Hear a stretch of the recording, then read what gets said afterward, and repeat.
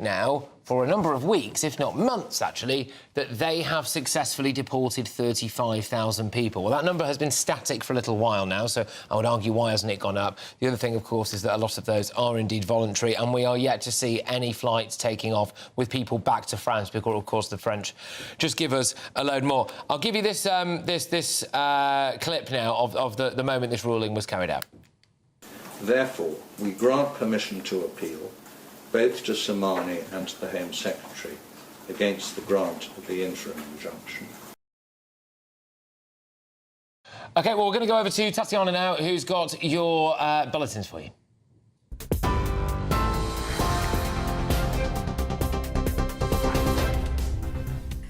Patrick, thank you very much. The top stories, that breaking news that a temporary injunction that was set to block asylum seekers from being housed at the Bell Hotel in Essex has been overturned at the Court of Appeal.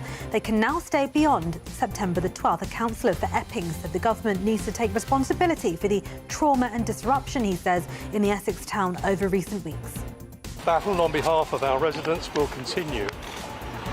A few weeks from now, we will be back in court, where we trust the strength of our case will still prevail.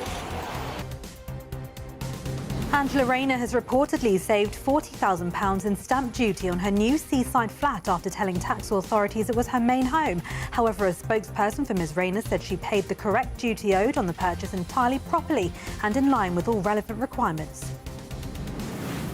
And all young children in England and Wales will be offered a free chickenpox vaccine on the NHS from January next year. Those are the latest headlines. More in half an hour.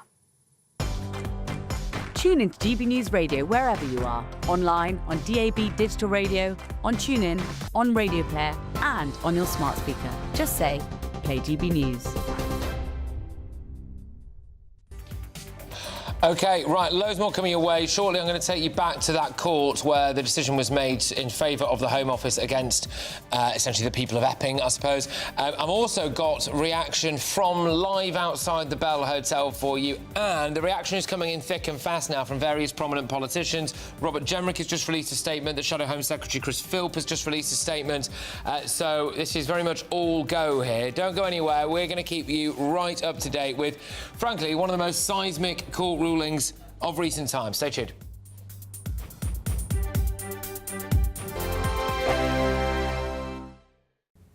Hello again, a very good day to you. I'm here with your latest GB News weather update from the Met Office. Many of us will see a fair few more showers to come as we go through the rest of today, but then tomorrow there's a band of heavy rain that's going to sweep its way in. That's in association with a frontal system currently waiting out in the Atlantic. Before that though, it is a showery picture as we go through the rest of today. Yes, there'll be some sunny spells in between the showers, but some of the showers could be quite heavy, maybe even thundery. Then later on we're going to see the showers generally easing and clearing away, but some showers continuing across western coastal parts in particular.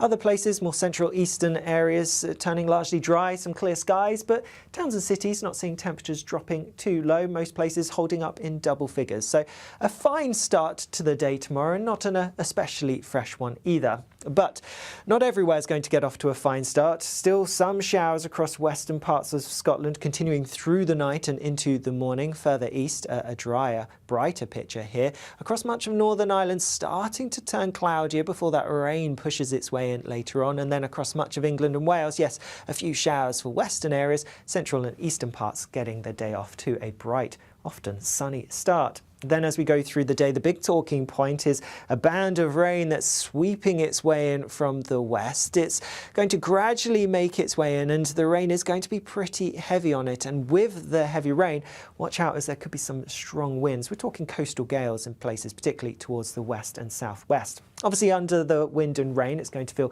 pretty unpleasant at times. Further east, temperatures still just about getting into the low 20s, but later on that wet and windy weather is going to push through, so a wet end to the day across many eastern parts tomorrow, turning drier, brighter towards the west. The unsettled theme continues through the rest of the weekend and into the beginning of next week, with some showers or longer spells of rain for many of us. Bye-bye.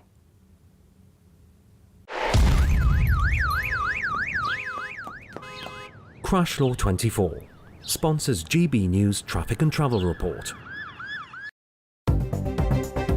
Good afternoon. This is the latest AI travel news from gbnews.com. Motorists face restrictions on the A78 Newhouse interchange due to emergency roadworks.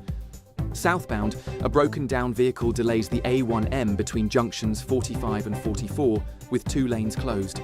In Northamptonshire, congestion on the A43 northbound between junctions with the A413 at Silverstone, and the A5 delays travel by 20 minutes. Essex drivers should anticipate disruption on the A12 northbound between junctions 17 and 18 due to a collision. And on the trains, East Midlands railway services are delayed between Loughborough and Leicester. For more travel news, go to gbnews.com. Crash Law 24 sponsors GB News Traffic and Travel Report.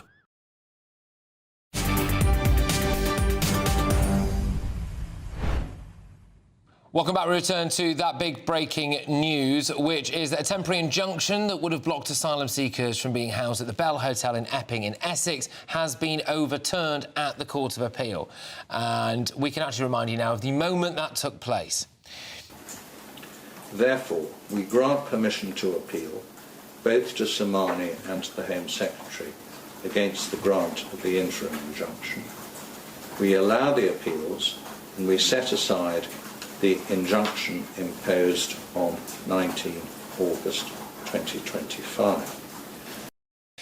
Yes, OK. Just quickly, I want to read you... I told you I would before the break, so I'll do it now. Chris Philp, the Shadow Home Secretary, has been on. He says, the Epping case has seen the Labour government using the courts against the British public.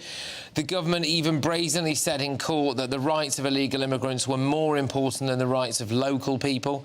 The numbers in asylum hotels were dropping fast before the election, but have risen because Labour has lost control of our borders. He goes on to say we need a proper deterrent so that all illegal immigrants are immediately removed on arrival. Then no one would bother crossing in the first place. He prattles on a little bit after that, but I think we get the gist, don't we? Robert Jenrick, by the way, has said that Yvette Cooper used taxpayers' money, your money, to keep open a hotel housing illegal immigrants. The government's lawyers argued accommodating illegal migrants was in the national interest. We are apparently going to try for take two with political commentator Matthew Stadler. Matthew, thank you very much for holding there for us. Good to see you. Right, well, is it in the national interest, seriously, that that we should be having illegal migrants? You know, is it right that Yvette Cooper has used taxpayers' money to essentially fight to keep an illegal migrant hotel open? So I'm actually up in Glasgow today working for Made in Britain, Patrick, which celebrates and champions British manufacturers. So I'm a deeply patriotic person. I just want to put that out there from the very start. Part of what I'm patriotic about being British is that we have a set of values, and one of our values is that we abide by the rule of law. And this is the English and Welsh justice system in action. We've heard from the Court of Appeal today, fully transparent. The judge actually read out his judgment, and we will all abide by that judgment. That's part of being British. And I want to make this absolutely clear, and that is that it is the government's policy, literally the government's policy, to shut down these hotels by the end of the Parliament, so by 2029. Had this judgment gone against them, it might have had the effect of throwing that whole process into chaos. Well, you say that. I mean, there was obviously another option, which would have been to go deport. And it's very well saying they're going to close the hotels. The question on everybody's lips watching this will be, where are they going to put them? And the answer to that appears to be HMOs. Look, we had a guest in the previous hours. Now, I want to be fair here to Lord Justice Bean, who we spoke about a little bit in the previous hour. We had a guest in the previous segment, I should say, sorry. We had a guest who raised some concerns about the idea that Lord Justice Bean had been a Labour Party member reportedly for 28 years, that he was the former chairman of the Fabian Society, that he co-founded Matrix Chambers, a Chambers that, of course, was previously occupied as well by our current Attorney General, and indeed Philippe Sands, for what it's worth, the man who acted for Mauritius in the Chagos surrender deal. I believe as well he was also the former treasurer for the Society of Labour Lawyers. I would like to just give you the opportunity to maybe say, do you not think that matters? Any of that matters? You don't think that there are, you know, in the views of the right-thinking man and woman out there on the street, that might pose some sort of concern? We live in a democracy, Patrick, and you're fully free to say the stuff that you have just said. However, the judiciary is fully independent from politics. It is fully independent of the government. And it would have been wrong for someone to read politics into the original judgment, even if they didn't like it. It would be wrong, in my view. You can try it, you can do it. It is wrong, though, to try and ascribe political views or suggest that this is some sort of establishment stitch-up because the Court of Appeal has found what it has found. Of course, you can scrutinise the judgment. You could disagree with it. But for goodness sake, don't suggest that the judge is acting from a political standpoint. The Court of Appeal is fully independent. That is a fundamental principle in our country, and it's one of the reasons we are a great country. It's one of the reasons people around the world want to do business with our country. We should not be undermining that. Yes, scrutinise the judgment, but please don't cast aspersions, even though you're democratically entitled to, on the judge. OK, so as far as you're concerned, and indeed, look, you're not the only one saying this, absolutely, and you know, we do have to live in a society where we have to assume that people are able to be completely professional regardless of political allegiances. You don't think that, just purely from the sake of perception, that this could be a problem, that a bloke who's reportedly been a Labour Party member for 28 years has essentially passed this ruling? You don't think that normal people out there might think, oh, gosh... Actually, it's the second time, because I've been following from Glasgow when I'm doing this work. I've been listening to a bit of the programme, and it's the second time you've talked about perceptions. And of course, perceptions matter, but people in positions of responsibility, such as yourself, with a large following, such as, of course, Nigel Farage, who is someone who wants to be our next Prime Minister, such as Chris Philp, such as Robert Jenrick, people in positions of influence and potential power, it is their responsibility not to encourage perceptions that have no foundation. There is no evidence, not a shred of evidence, that this judge or the Court of Appeal more generally decided this case because of any political bias. And I think it is actually, I use this word carefully and intentionally, I think it is dangerous to suggest otherwise. We do live in a febrile atmosphere. We have to respect the rule of law. And let me just quickly say this.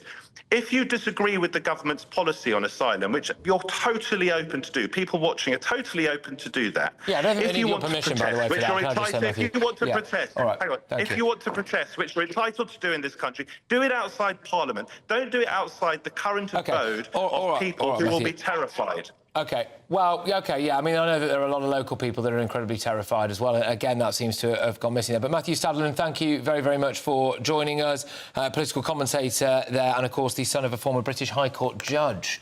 Right, coming up, more reaction from local Epping residents to news that the temporary injunction that would have blocked migrants from being housed at the Bell Hotel in Epping has actually been overturned by the Court of Appeal. Sorry, just quickly, I'm getting something here coming through to me now. Is another thing from a quote here from Chris Philp. The government even brazenly said in court that the rights of the illegal immigrants were more important than local people. I believe that we're getting some pushback on this now. Apparently, I think this is a Home Office statement saying that this is not true. The lawyers for the Home Office said planning rules don't override the Home Secretary's responsibilities. Look, we're going to be picking this apart for a long time to come. But first, if you are in search of some holiday fun, I wouldn't blame you wanting to get out of Britain at the moment, actually. Here we go for the top European destinations. Ready to soak up that holiday sunshine? Won't we need some cover? No worries. All sorted. All Clear Travel Insurance sponsors GB News Travel Destinations Forecast. Loads of sunshine and offer across the eastern Mediterranean. A few heavy showers in southern Italy and across Croatia. And the same weather system bringing the UK some wet weather on Saturday will also bring some rain to northernmost parts of Spain and Portugal. But most of Iberia dry, fine and sunny. Heavy showers in central and southern Italy and pretty wet in Croatia as well. Further heavy showers to come in Dubrovnik on Sunday. They should be clearing by Monday. Sunny skies in Barcelona. All Clear Travel Insurance sponsors GB News Travel Destinations Forecast. Miriam, you can't be serious. Scrapping the triple lock on state pensions? Madness. Andrew, we just can't carry on pretending. The numbers just don't add up. We've got to be honest with people. We've got to face the facts. That's what people want. Well, that's what you get on GB News and on Britain's Newsroom. Lively debates, lively conversation. Britain deserves a newsroom that puts the facts and your voice first, and we're not afraid to hold power to account. And each other. So join me, Andrew Pearce. And me, Miriam Cates, for Britain's Newsroom, weekdays from 9:30 on GB News. The People's Channel, Britain's news channel. Sunday with Michael Portillo from 11, only on GB News. And with a dynastic touch, George Martin's son, Giles Martin, is involved in all of this. Yes, so he's the keeper of his father's flame, really, which is very touching. It's very, very touching. How can it be? I mean, we've been talking about a band here that was playing before we were able to send pictures across the Atlantic. How can a band that is that old cause such excitement today? Well, it's such a number of elements. They encapsulated so much of the early 20th century music. Fats Domino, Chuck Berry, Little Richard, Tim Panally through Paul McCartney's father. He grew up hearing his father playing the piano. He had a big jazz band. They played around Liverpool. So all of that music went into the Beatles' crucible. And I find it so interesting that you know, Decca get ribbed for turning them down. But those early sessions are not showing them at their best. And they say guitar bands are on their way out, but actually it took the Beatles to bring them back and show everybody a completely different scene, a completely different imagination of what guitar music can be. It took the Beatles 3 albums to really get into their stride, because their first 2, let's not forget, were sort of covers in a way. So there's a few of their own songs in there, but a lot of covers. But with Hard Day's Night, it's all their own tracks. And what can I say? The energy of them, the invention of them, when you watch Get Back, you see how much craftsmanship they put into constructing a completely unique song. That's the thing about the Beatles. Each song is so unique. There's no replication in any of their output. GB News, the People's Channel. Join me, Nana Akwe, for an informative, interactive news programme with a difference. It's fun. No, he didn't say that, Dave. I'm so surprised. I think there's an element of truth to that. Join me from 3 p.m. every weekend, only on GB News, Britain's news channel.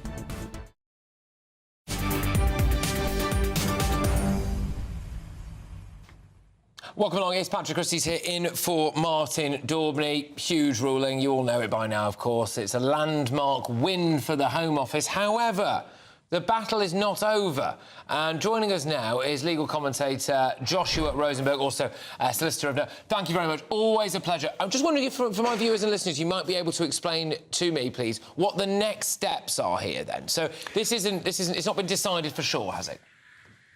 The next step is a full hearing in October to decide this question of planning permission. Don't forget that Epping Forest District Council argued that the owner of the Bell Hotel was breaching planning permission by using the hotel as a hostel, as somewhere to house these asylum seekers. That question has not been decided. The question for Mr. Justice Eyre, the High Court judge, last week was what to do in the meantime, whether to grant a temporary order kicking out these asylum seekers pending this full hearing in October, or whether to keep them there and then have the thing argued out properly later in the autumn. And he said he thought that the balance of convenience, as the lawyers call it, was in favour of granting the temporary injunction, but what the Court of Appeal has said was no, that was wrong. He shouldn't have granted the temporary injunction. They can stay there until the matter is sorted out at the next hearing. So when it gets to the next hearing, what will the lawyers for the Epping District Council be arguing? What will their fundamental case be? What has their fundamental case been so far? Their fundamental case is based on planning permission. Yeah. Obviously, if you want to build a hotel, if you want to use a hotel, if you want to convert a private home into a hotel, you need planning permission. And the question for the court, and it's not a particularly easy question, is does planning permission for a hotel cover a hostel, or is that what the lawyers call a material change of use? And that's the issue which the Court of Appeal said should be that's the issue that the High Court is going to be deciding. Sorry, Josh, I just like precise. Is that the only point that the Home Office is allowed to come back on at the next point? They can only come back and try to argue that the planning permission does indeed allow it to be used as a hostel. That's what the hotel owner will argue. Right, sorry. But the Home Office will say, because the Home Office has been given permission to intervene for the first time, that whether you grant a temporary injunction, whether you grant a permanent injunction after a full hearing or not, depends on broader factors, on the obligation of the Home Secretary under the law of the United Kingdom to provide accommodation for asylum seekers who would otherwise be destitute. Right, and thank you for that, by the way. I know it's a bit short and sweet, but I think we got to the core of it. It's easy to get lost with all the kind of noise going on around it. Thank you very much, Joshua Rosenberg there. Look, there's lots to unpack here because the political reaction is coming in thick and fast. Look, Nigel Farage has come out and said it's, you know, the government have used the ECHR against their own people, that it's the rights of illegal immigrants over the rights of British people. I must say there is actually a very similar line coming out of the Conservatives as well, saying that they are not giving up the fight. Chris Philp, again, making the point the government has used... Sorry, Robert Jenrick, I should say, making the point that the Home Secretary has used taxpayers' money, your money, to try to defeat the closure of a migrant hotel. When we come back, I am very pleased to be joined by two Epping locals, local mums, I believe, who have, of course, been front and centre of this movement. Let's hear from them.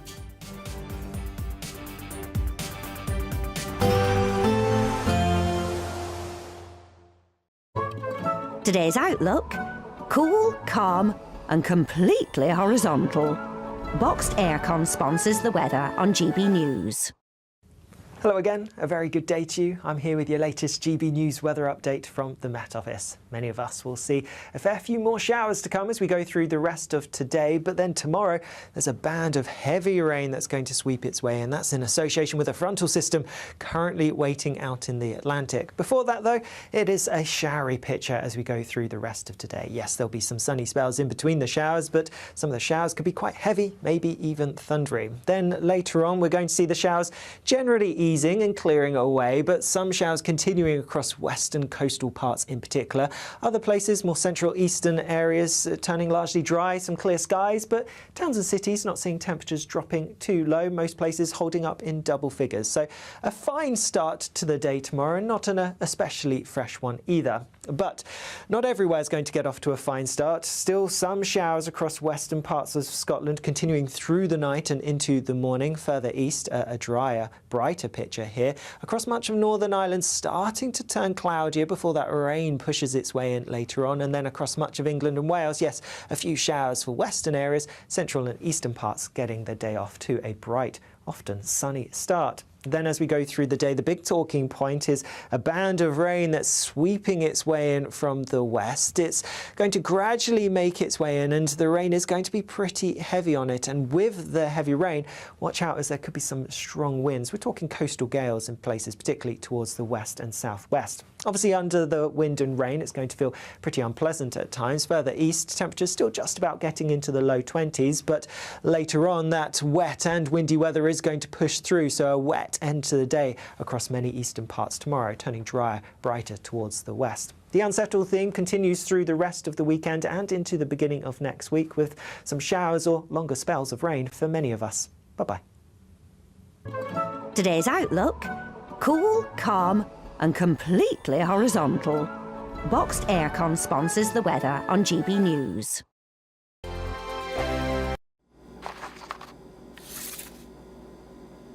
Crash Law 24 sponsors GB News Traffic and Travel Report.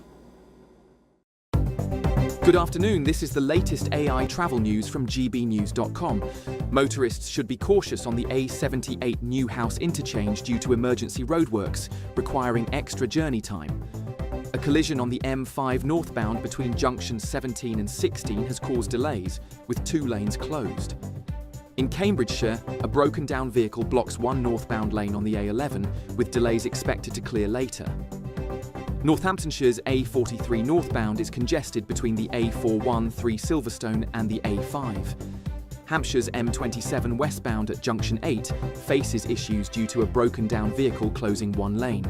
For more travel news, go to gbnews.com. Crash Law 24 sponsors GB News Traffic and Travel Report. In the GB Newsroom, we bring you the news as it happens. With our team of dedicated journalists across the UK, we're ready to keep you up to date with what's happening every half an hour, every single day. Bulletin's here on GB News, the People's Channel, Britain's news channel. Westminster's full of talk, but out here, it's the real world. Am I allowed to talk now? No, that's it. This is where it matters, real people and real lives. That's what politics is all about. In fact, has Trump made a good start? No. Straight answers, no spin, and just a couple of pints. How many fingers have I got up? About 10. So join me for Lee Anderson's Real World every Friday at 7 p.m, only on GB News. The People's Channel, Britain's news channel.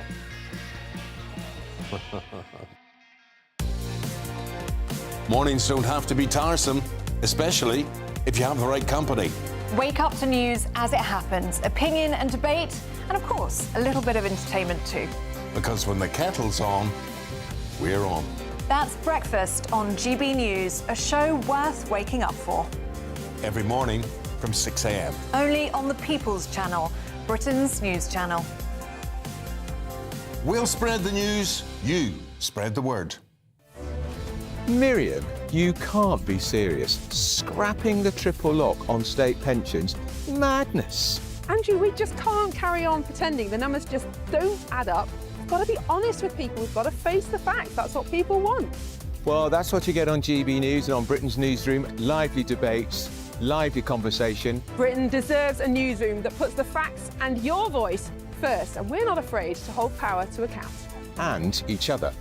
So join me, Andrew Pearce. And me, Miriam Gates, for Britain's Newsroom, weekdays from 9:30 on GB News. The People's Channel, Britain's news channel.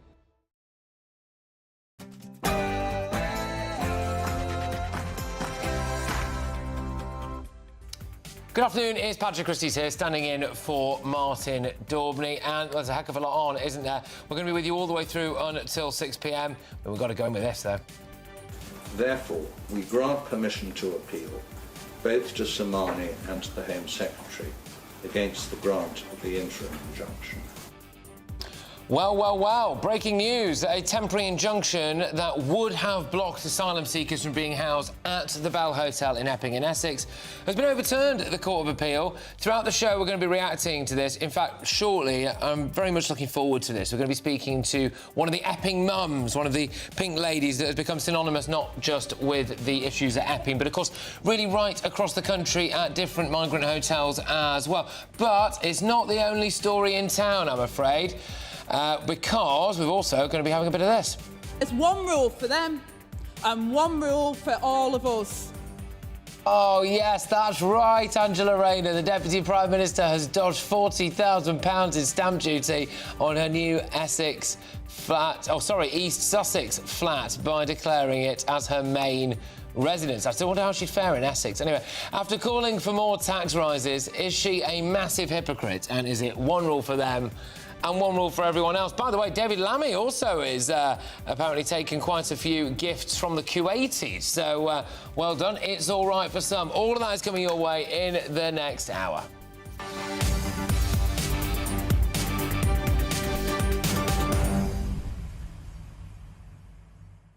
Well, I want to hear from you. Loads of different angles to go out about the Bell Hotel in Epping. Is it really a case of government versus the people? Is it true that the government used the ECHR against their own people? How do you feel about this now? What could the reaction be? And really, what do you think this means for the future of Britain? And, crucially, really, the future of this Labour government? Whether or not they think this is a victory, actually, does it just reinforce their unpopularity with vast swathe of the British public? But you can get involved. You can go to gbnews.com/your say. I really do hope to hear from you. Keen to read some of your comments out this hour. It's time for your headlines now with Tatiana Sanchez.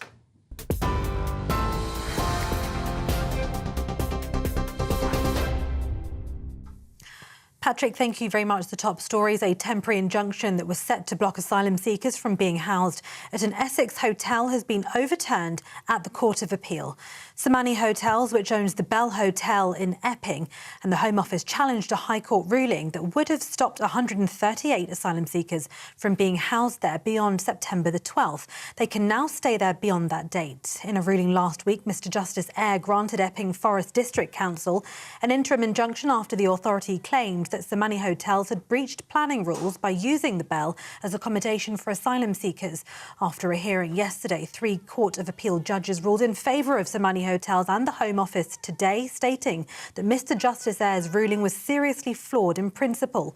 The ruling will come as a relief to the Home Office, which had been braced for further legal challenges from other councils over the use of hotels in their areas.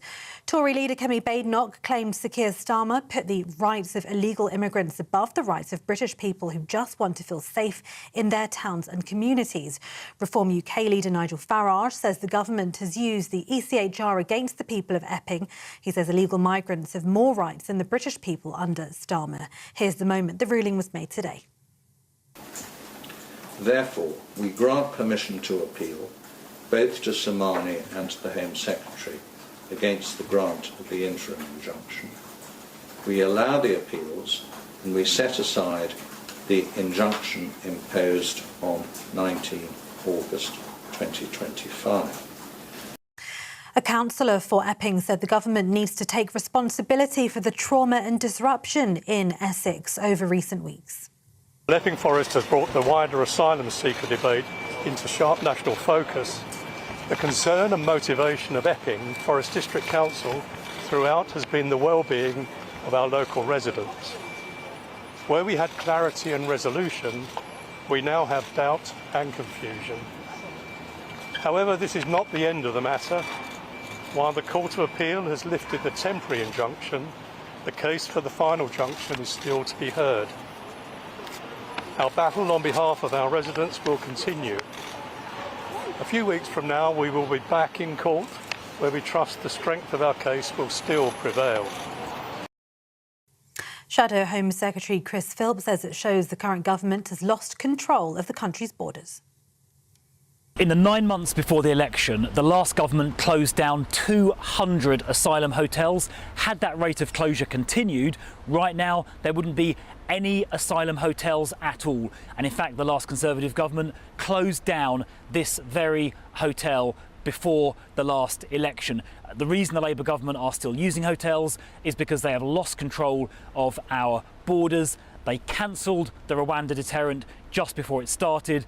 As a result, the numbers crossing the channel have been the worst ever, and that is why this government has so many hotels costing hard-working taxpayers billions. It's because they've lost control of our borders. In other news, Angela Rayner has reportedly saved £40,000 in stamp duty on her new seaside flat after telling tax authorities it was her main home. The Telegraph newspaper says the Deputy Prime Minister is understood to have removed her name from the deeds of her house in Greater Manchester a few weeks before buying an £800,000 seaside flat in Hove. These changes would enable Ms Rayner to avoid paying £70,000 in stamp duty, which would have been applicable if Hove was her second home. Instead, she is thought to have paid £30,000 in stamp duty. A spokesperson for Ms Rayner said, though, that she paid the correct duty owed on the purchase entirely properly and in line with all relevant requirements. Any suggestion otherwise is entirely without basis.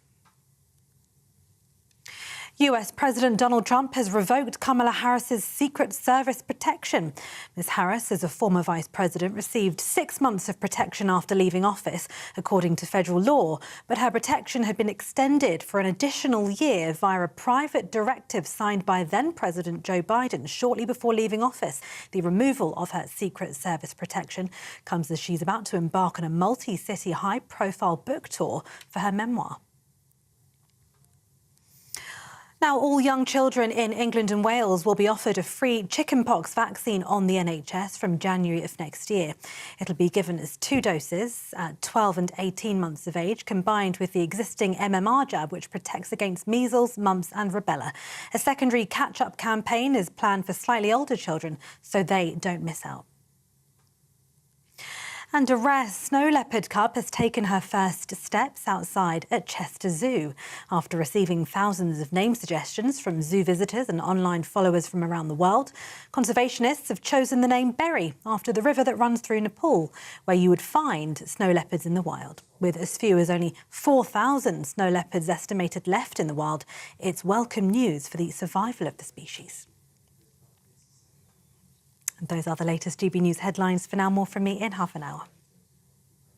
Cheers Britannia Wine Club proudly sponsors the GB News Financial Report. And here's a quick snapshot of today's markets. The pound buying you $1.3451 and €1.1534. The price of gold, £2,538 and 9 pence per ounce. And the FTSE 100 is at 9,197 points. Cheers Britannia Wine Club proudly sponsors the GB News Financial Report.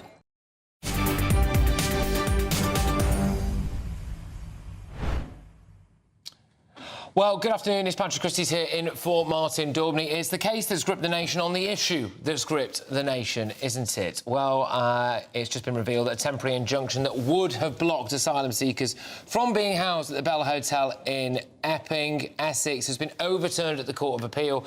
I just want to stress again, I'm sure you're all acutely aware of this, it might literally have been about the Bell Hotel in Epping, but realistically it was about pretty much every single migrant hotel in the country, because once the initial verdict came through that the injunction could have been granted for this hotel, about 27, 30 other councils started looking to apply to have their migrant hotel removed as well. So it was rolling around the entire country, wasn't it? Which is why today's ruling is so significant. Now, before we unpack it, before we get the ramifications of it, before we agree or disagree with it, here's the actual moment that it took place. Therefore, we grant permission to appeal both to Somani and to the Home Secretary against the grant of the interim injunction. We allow the appeals and we set aside the injunction imposed on 19 August 2025. But it isn't over. It's important to stress that as well. There will be another court hearing sometime around October, where there will be a final ruling on this. So it's not over. Do you want to talk about a couple of things that were mentioned throughout the course of today's ruling, which are very controversial? So it's the idea that the government, our government, using your taxpayers' money, no doubt, use the ECHR in an attempt to decide against, I suppose, their own people. Technically, that's certainly the line that Nigel Farage and the Conservatives are pushing. There was, many people might regard, an excessive focus on the vulnerability, so-called vulnerability, of asylum seekers, less so when it comes to locals, British locals. There was also a little bit of a skirting over, I think, of some of the issues, allegations about sexual assaults, one of which is allegedly against a teenage girl who was in school uniform, saying that the fears of sexual assaults and allegations, etc., cannot outweigh the need for there to be a migrant hotel, which I know many people will find controversial. There was also a rather interesting line from Lord Justice Bean there, saying that the protests that we saw outside hotels can't be seen to sway government policy, etc. Of course, the protests had stopped, hadn't they, because of the original verdict, but now, no doubt, they will be reinvigorated. We can go to GB News' Home and Security Editor, Mark White, who's outside the court for us. Mark, thank you very, very much. What did you make of what went on in court there, how controversial it is, or otherwise? Well, I think as appeal court rulings go, this was an absolutely withering judgment, very critical of Mr. Justice Eyre, the judge who handed down that temporary injunction last Tuesday, saying that his ruling was seriously flawed in principle, and they picked apart a number of aspects of that ruling. They said, with regard to the planning application, that was the narrow point, of course, that Epping Forest District Council had taken to the High Court, suggesting that Somani hotels had breached planning rules by not seeking permission to change the use of the hotel, because from a hotel it was now effectively being used as an asylum hostel. The judges, appeal court judges, said that with regard to that particular point, that the Epping Forest District Council had not served the Somani Hotels Group, the owner of the Bell Hotel, with any kind of a breach warning, that the first they knew that they were supposedly in breach of planning permission was when this injunction was laid before the High Court and they were then served with papers. So that was one particular point that they felt the judge should have taken into consideration as well. They also, of course, highlighted the issues around the safety and the protests that were taking place around the Bell Hotel. They said that while it was right for the judge to consider the concerns about protests and the potential for there to be some kind of violent disorder, it should also have been the judge's responsibility to take into consideration the fact that there would be many other protests that would be sparked from his injunction, as many other people right across the country would see this as an avenue to pile pressure on their local authorities to go to the High Court and try to seek similar injunctions. Yeah, indeed, Mark. Look, thank you very, very much. It's Mark White there, who's GBNews Home and Security Editor. I'm just being told that we can actually cross live now to the Bell Hotel in Epping, where Jack Carson, our reporter, is for us. Yes, there he is. Jack, over to you. What's it like where you are? Well, there are some protesters starting to gather now, Patrick. Could we just give you a sense of and paint a picture of what's happening here? You can probably see actually through where the Bell Hotel sign used to be. That's now been taken down. But where that sign used to be, you can probably see the few Union flags, St George's flags, as well as a few protesters start to turn up here to protest this decision, of course, to reverse the temporary injunction that was given a couple of weeks ago. Now, all around here at the Bell Hotel there is evidence of where protests have been. It was mentioned in that decision, the protests, and Mark was just going through some of the points that they made there, of course, about how the decision may well be a reason for more lawlessness. Now, that is not something that we've seen here at all here yet today. Very much the first few members of public coming here at the moment to protest this. We spoke to an Epping resident a short while ago who I put to her the comments from Nigel Farage this afternoon, who has said that the government have used the European Court of Human Rights against the people of Epping, that illegal migrants have more rights than the British people under Starmer. She told me that today was a sad day, but she did say that the fight was not over. That echoes words we've heard from councillors, part of the cabinet of Epping District, Epping Forest District Council, who of course are wary of the fact that there is a full case still to be heard in October, that this is a bump in the road for them in their view, but it is not the end of the road. A local councillor, Shane Yerrell, has also been here. He was very raw with emotion after hearing that Court of Appeal decision. His little clip of what he told media a little bit earlier on. We're supposed to protect our kids, right? Epping is a lovely place, by the way. Epping's not a place where it often kicks off, or there's... I live in Loughton, but Epping's one of the nicest parts of the district. Nobody wants this here, and I'm saying nobody wants this as in all the protest and the violence.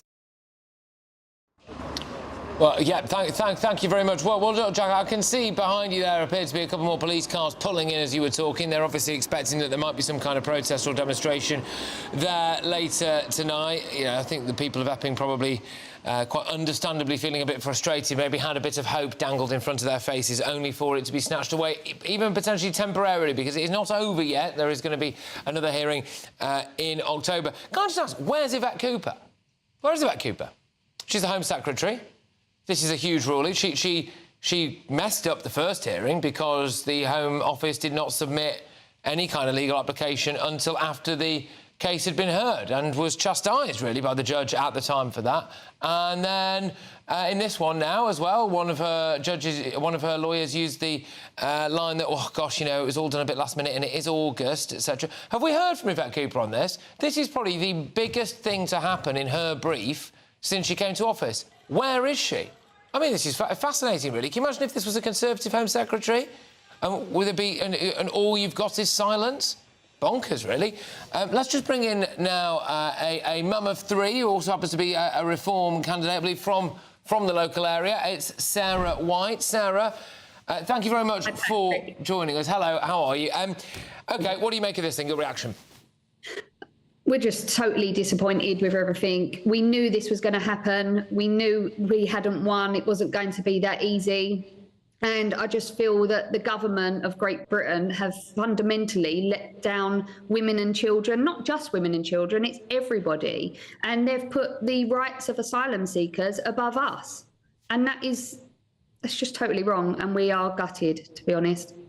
I was just mentioning there, Yvette Cooper, I mean, I just thought during the last break, I was looking around for comments from people. You know, we've had a few from Reform, we've had a few from the Tories, we've had a Labour voice there, Angela Eagle, who I suppose in a sense is kind of like Yvette Cooper's deputy, really. Nothing from Yvette. What would your message to the Home Secretary be? I'd call for her to resign immediately. I think she's failing at her job and she's incompetent of doing her job. She doesn't care about the community of Epping or anywhere in the UK. And basically, she should be putting the people of the UK as a priority. And I'm just disgusted with how she's behaved, along with the local councillors of Epping. They are also accountable for what's happened. They are also incompetent at doing their jobs.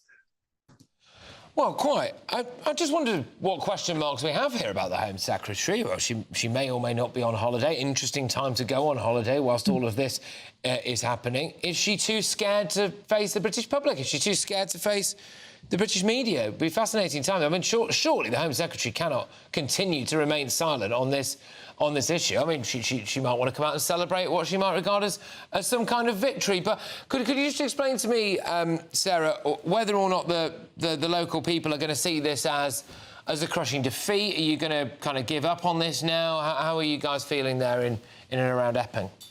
Well, we're not giving up, and that's what Yvette Cooper and everyone else needs to understand. The people of Epping have been pretty peaceful up until now. Last night, it did get very heated. No violence broke out or aggression. However, people are going to turn. I believe that all they're doing is trying to provoke civil unrest.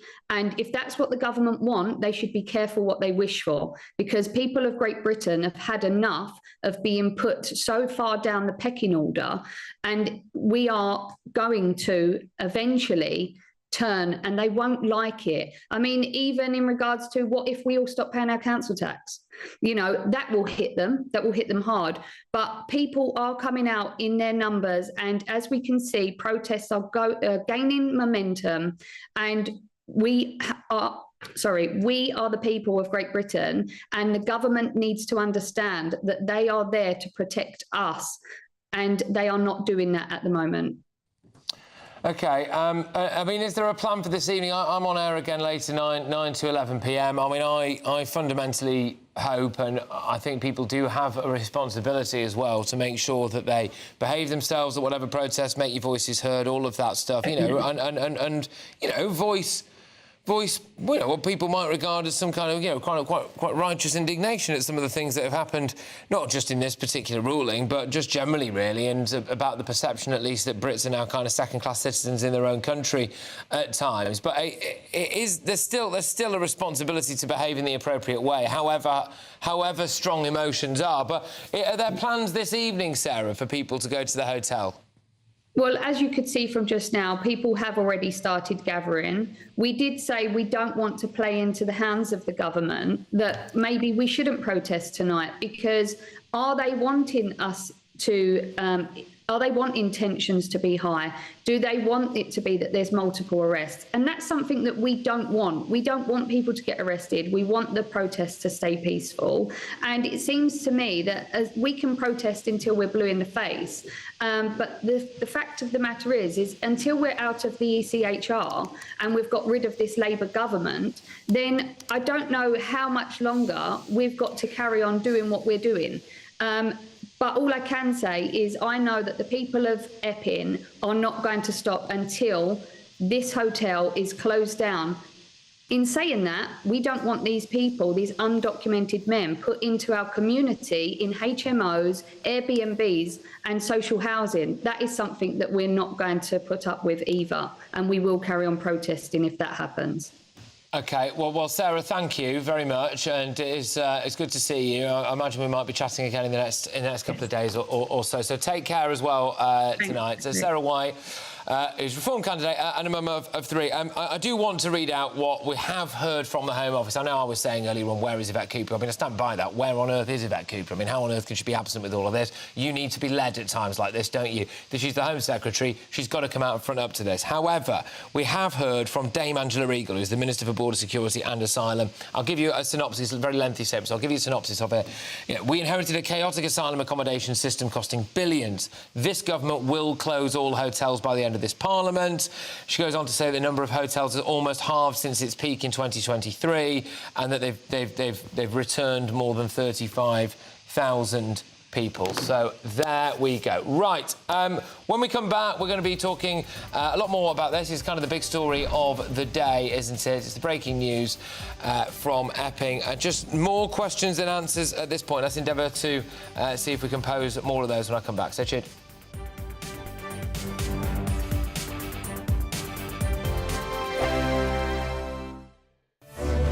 Miriam, you can't be serious. Scrapping the triple lock on state pensions? Madness. Andrew, we just can't carry on pretending. The numbers just don't add up. We've got to be honest with people. We've got to face the facts. That's what people want. Well, that's what you get on GB News and on Britain's Newsroom. Lively debates, lively conversation. Britain deserves a newsroom that puts the facts and your voice first, and we're not afraid to hold power to account. And each other. So join me, Andrew Pearce. And me, Miriam Gates, for Britain's Newsroom, weekdays from 9:30 on GB News. The People's Channel, Britain's news channel. At GB News, we are proud to stand for you, for the Britain you love, for the communities you live in. That's what makes us the fearless champions of Britain. Its voices and its values. Because we, at GB News, the People's Channel, Britain's news channel. You want to know what's really going on in the corridors of power? Labour don't know what to do with you half the time, and that makes you quite lethal in the chamber. Get behind the headlines with Chopper's Political Podcast. Join me, Christopher Hope, as I sit down with the great and the good of British politics. We'll see where this ruling takes us. These are the stories shaping our nation. Chopper's Political Podcast, available now on all platforms. Listen in and stay ahead. Hi, I'm Michelle Dewberry, and my show is your opportunity to cut through all the noise and dive in headfirst to some robust debates. Ideas clash. Situation, no, isn't it? No, because the failure is you're deliberately avoiding my point. Nothing's held back. And if you think this is the end of it, wait for more. And we do not shy away from the difficult stuff. Sometimes I want to shake people and say, if only you understood. So join me on Jubes & Co. weeknights at 6 p.m, only on GB News, Britain's news channel. Join me, Nana Akwe, for an informative, interactive news programme with a difference. It's fun. No, he didn't say that, Dave. I'm so surprised. I think there's an element of truth to that. Join me from 3 p.m. every weekend, only on GB News, Britain's news channel. Westminster's full of talk, but out here, it's the real world. Am I allowed to talk now? No, that's it. This is where it matters, real people and real lives. That's what politics is all about. The fact has Trump made a good start? No. Straight answers, no spin, and just a couple of pints. How many fingers have I got up? About 10. So join me for Lee Anderson's Real World every Friday at 7 p.m. only on GB News. The People's Channel, Britain's news channel.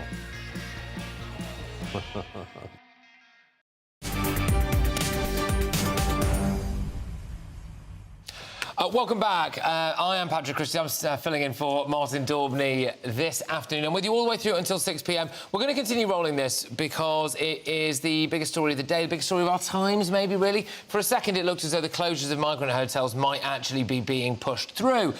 But no, alas, we're going to have to pause on that for a moment because today, that temporary injunction that would have blocked asylum seekers from being housed at the Bell Hotel in Epping was overturned at the Court of Appeal. To give you a little bit of political reaction to it, Kemi Badenoch, very quick out the traps, basically saying, you know, this is kind of the government using the ECHR against their own people, good government taxpayers' money being used, and she's urging Conservative councils to continue to try with a legal fight to shut their respective migrant hotels. James Cleverly, also a Conservative, says that I'm sure that Yvette Cooper and the Home Office officials think this is good news, but it really isn't. Cutting local people and their elected representatives out of the loop isn't a good look. And we'll bring up Nigel Farage's tweet as well. He's done that. And he is saying that illegal immigrants have more rights than the British people under Sir Keir Starmer.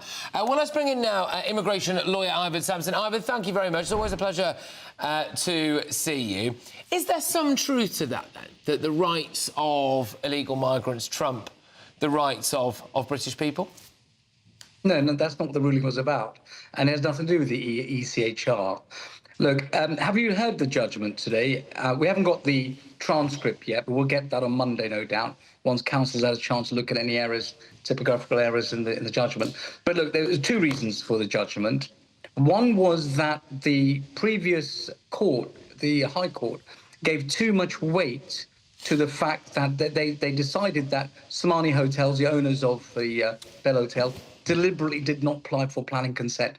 They said that wasn't the case because the hotel was being used by to accommodate asylum seekers between 2020 and 2024.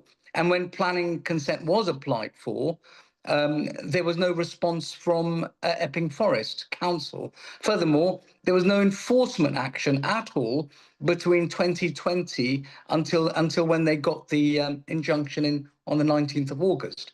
So that wasn't the case. On top of that, counsel for Somani Hotel said that they got a letter from the government saying that they didn't need to apply for planning consent.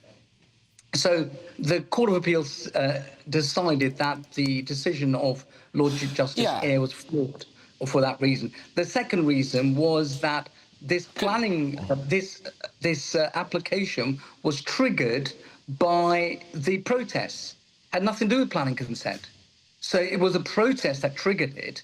And also they said if we allowed this to, if we upheld the interim injunction, it could encourage other protests around the country. Well, there is an irony with that, though, Ivan, which is that I went there the day after the initial ruling was made in the High Court, and the protesters stopped because stand-ups of racism had gone away. It was just a few locals that were there.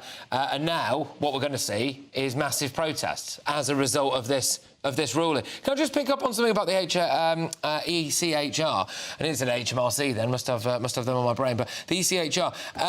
So we've got here, in documents submitted to the court, the Home Office lawyers said the Home Secretary's statutory duty is a manifestation of the United Kingdom's obligations under Article 3 of the ECHR, which establishes non-derogable fundamental human rights. So the Home Office did try to use the ECHR basically against their own people, didn't they?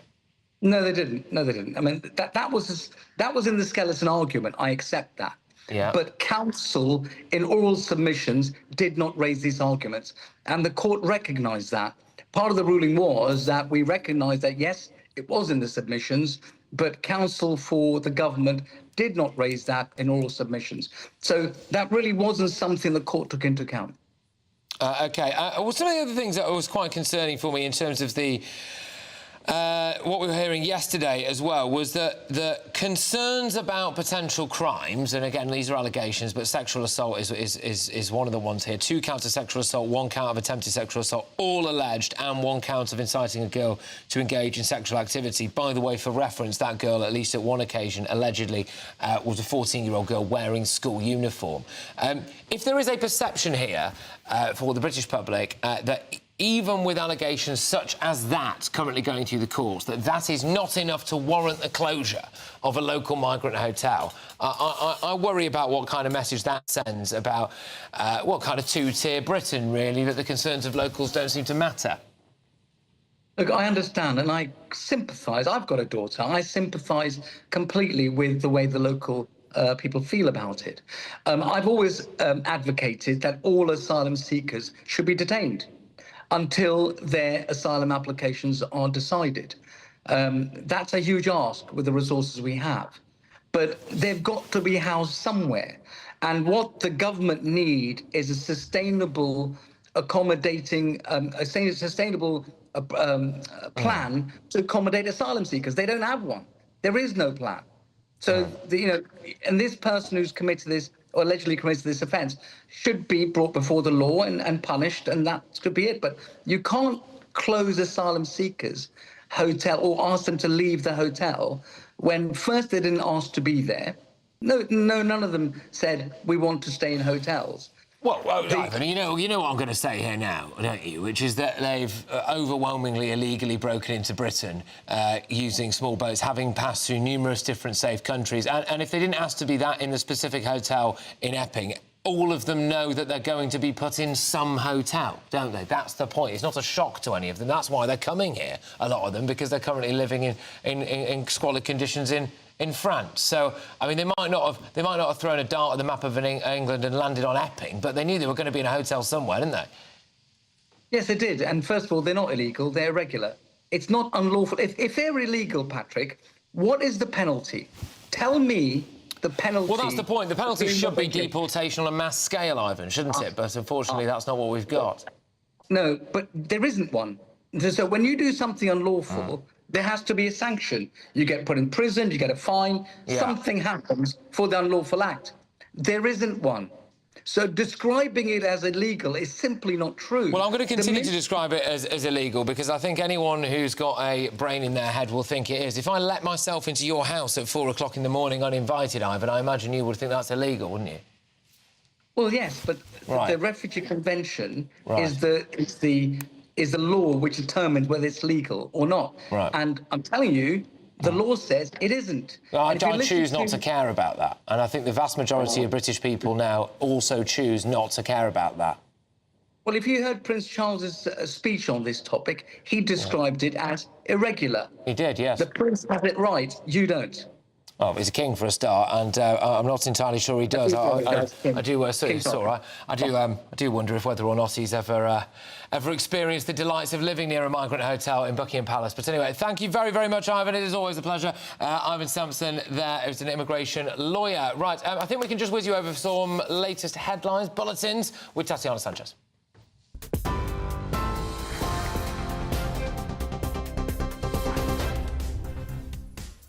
Patrick, thank you very much. The top stories: a temporary injunction that was set to block asylum seekers from being housed at the Bell Hotel in Essex has been overturned at the Court of Appeal. They can now stay beyond September the 12th. A councillor for Epping said the government needs to take responsibility for the trauma and disruption in Epping over recent weeks. Battle on behalf of our residents will continue. A few weeks from now, we will be back in court, where we trust the strength of our case will still prevail. Angela Rayner has reportedly saved £40,000 in stamp duty on her new seaside flat after telling tax authorities it was her main home. However, a spokesperson for Ms Rayner said she paid the correct duty owed on the purchase entirely properly and in line with all relevant requirements. And all young children in England and Wales will be offered a free chickenpox vaccine on the NHS from January next year. Those are the latest headlines. More in half an hour. Tune into GB News Radio wherever you are, online, on DAB digital radio, on TuneIn, on Radio Player and on your smart speaker. Just say, play GB News.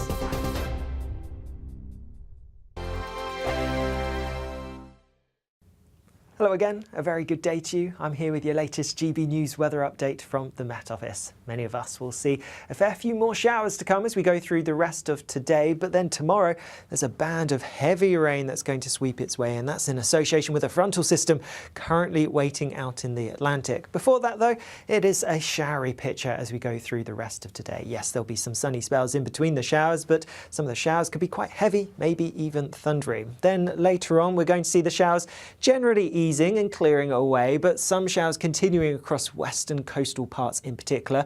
Other places, more central eastern areas, turning largely dry, some clear skies, but towns and cities not seeing temperatures dropping too low, most places holding up in double figures. So a fine start to the day tomorrow, not an especially fresh one either. But not everywhere is going to get off to a fine start. Still some showers across western parts of Scotland continuing through the night and into the morning. Further east, a drier, brighter picture here. Across much of Northern Ireland starting to turn cloudier before that rain pushes its way in later on. And then across much of England and Wales, yes, a few showers for western areas, central and eastern parts getting the day off to a bright, often sunny start. Then as we go through the day, the big talking point is a band of rain that's sweeping its way in from the west. It's going to gradually make its way in, and the rain is going to be pretty heavy on it. And with the heavy rain, watch out as there could be some strong winds. We're talking coastal gales in places, particularly towards the west and southwest. Obviously under the wind and rain, it's going to feel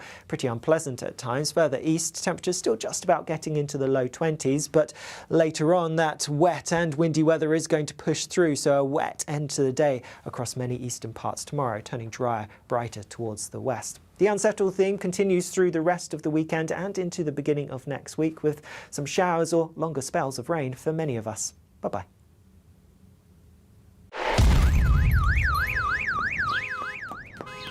Crash Law 24 sponsors GB News Traffic and Travel Report. Good afternoon. This is the latest AI travel news from gbnews.com. The A78 Newhouse interchange is facing restrictions due to emergency roadworks, so motorists should exercise caution and allow extra travel time. On the M6 northbound at Junction 8, a broken down vehicle is causing delays with only one lane open. In South Gloucestershire, the M5 northbound is dealing with a collision between junctions 17 and 16, leading to a 50-minute delay. And on the trains, East Midlands Railway is delayed between Loughborough and Leicester. Great Western Railway has disruptions between Newbury and Reading, with reduced service to and from Falmouth Docks. For more travel news, go to gbnews.com. Crash Law 24 sponsors GB News Traffic and Travel Report.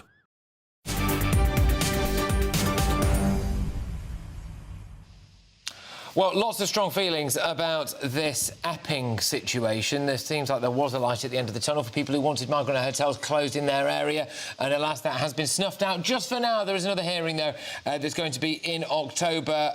Just a very basic sense when it comes to planning laws. I don't know if you've ever had to try to apply for planning permission. I had the misfortune earlier in my career of being sent to report on various different planning meetings at local councils, and yeah, there were some really interesting things there, where like an old lady wanted to put double glazing into an old farmhouse, and it was blocked because of some kind of obscure planning rule from 1920-something. And you think, surely, practically speaking, if you have a hotel that is used as a hotel and you have to change the use of that hotel to accommodate, oh, I don't know, 150 blokes from Sudan on a temporary basis, surely that would change the planning application that you would need there. Surely that would be against the original planning idea, but alas, potentially not. We'll decide at that eventual final trial in October. But we can now speak to the Deputy Leader of the Colchester Labour Group and a Councillor for Essex County Council, Lee Scottis. Lee, thank you very much. Just first things first, can I just get your... Where are you on this ruling then? Where are you on the potential closure of the Bell Hotel? Would you have been in favour of it closing? Well, I think it's a very nuanced argument with this. It's, for me, there's the question of if you do close it, where do you house these people? And you cause a bigger issue that the government has inherited this from the previous government of where do you house these people where they can be secure and where actually they should be being monitored and not having instances like we saw as you mentioned before, with someone propositioning a 14-year-old girl. Well, yeah. So just on that, Lee. Sorry, you mentioned about with them being monitored and things. Again, that's obviously an allegation, but everyone's aware of that now. But the Sun did an investigation a couple of weeks ago, which said that, just going off court records, that 1 in every 100 illegal migrants in those hotels was either wanted for or had been convicted of a crime. And so, even in these hotels, I would argue they're not really being monitored, are they? No, and that is a big issue, and that needs to be looked at and taken seriously. And I completely understand local people being worried when they read cases like this and have a hotel that is housing people like this. As you say, it's 1 in 100, and it's one bad egg, but it's one bad egg too many, and this does need to be properly monitored, and it is a failure of the Home Office in that instance. So whose side are you on then, Lee? Is this a very tricky position for you? Because ultimately your job, like anyone in politics, depends on getting the votes of the people, and in your case, directly the votes of local people in Essex. And it seems from what I can gather that the vast majority of the local people in Essex want this hotel closed and want others closed. However, you are also a member of the Labour Party, aren't you? And your Home Secretary has essentially decided to fight that. So whose side are you on? Well, it's a bigger argument than that. It's a much bigger argument than that of how did we get here? We had the Conservative government completely failed on this. It got rid of staff in the Home Office, which has caused this huge backlog of where we are now. And it is such a difficult thing for any government incoming to actually deal with. And as you talked about before, laws around this are really difficult. You can't just go with a populist argument of, let's deport everyone and so forth.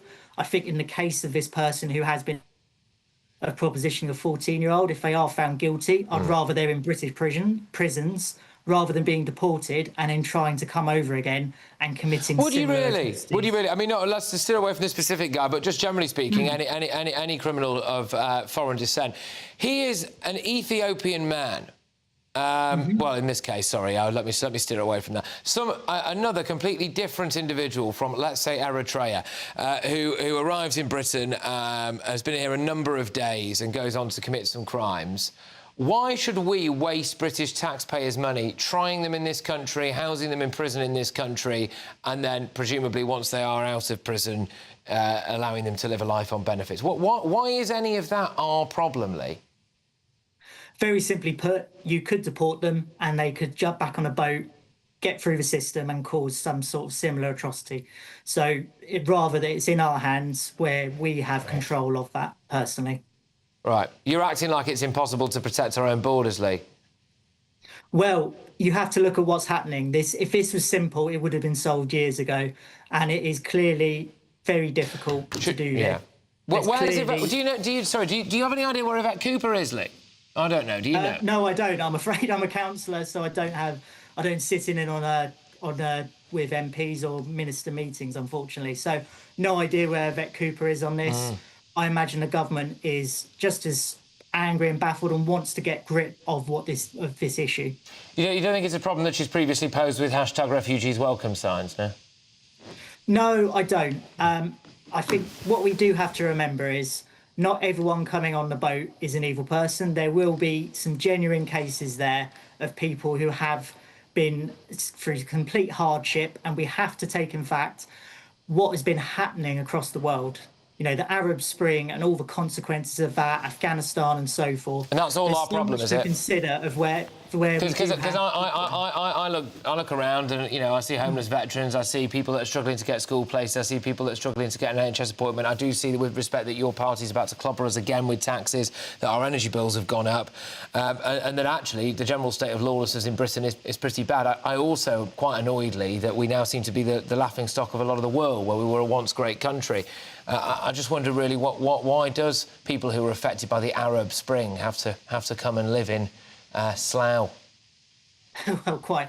It's a world issue. The world has never got a grip on this whole mass migration issue, and climate change is going to play a big factor in that as well. People will be moving out of Africa and so forth. The world needs to get a grip on this, and that's I think Brexit hasn't helped. With relationships and so forth. We do need stronger relationships with France, and I know that Keir Starmer is trying to do that.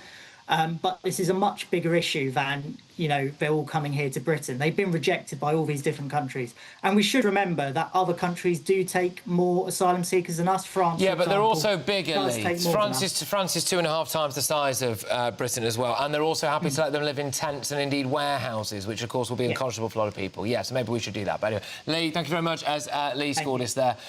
Brilliant. Right, OK. I think we had the full bingo card there, didn't we? Arab Spring, climate crisis, everything is our fault. Anyway, coming up, more reaction from the results of that particular verdict today. Loads more. But yes, hey, look, if you are thinking of travelling, watch out for that climate crisis. But if it does get too bad for you, you can always just come back and claim asylum here in Britain. Here's your holiday weather. Can't wait to get in that sea. Lovely and warm. Just like the feeling of having great travel insurance. All Clear Travel Insurance sponsors GB News travel destinations forecast.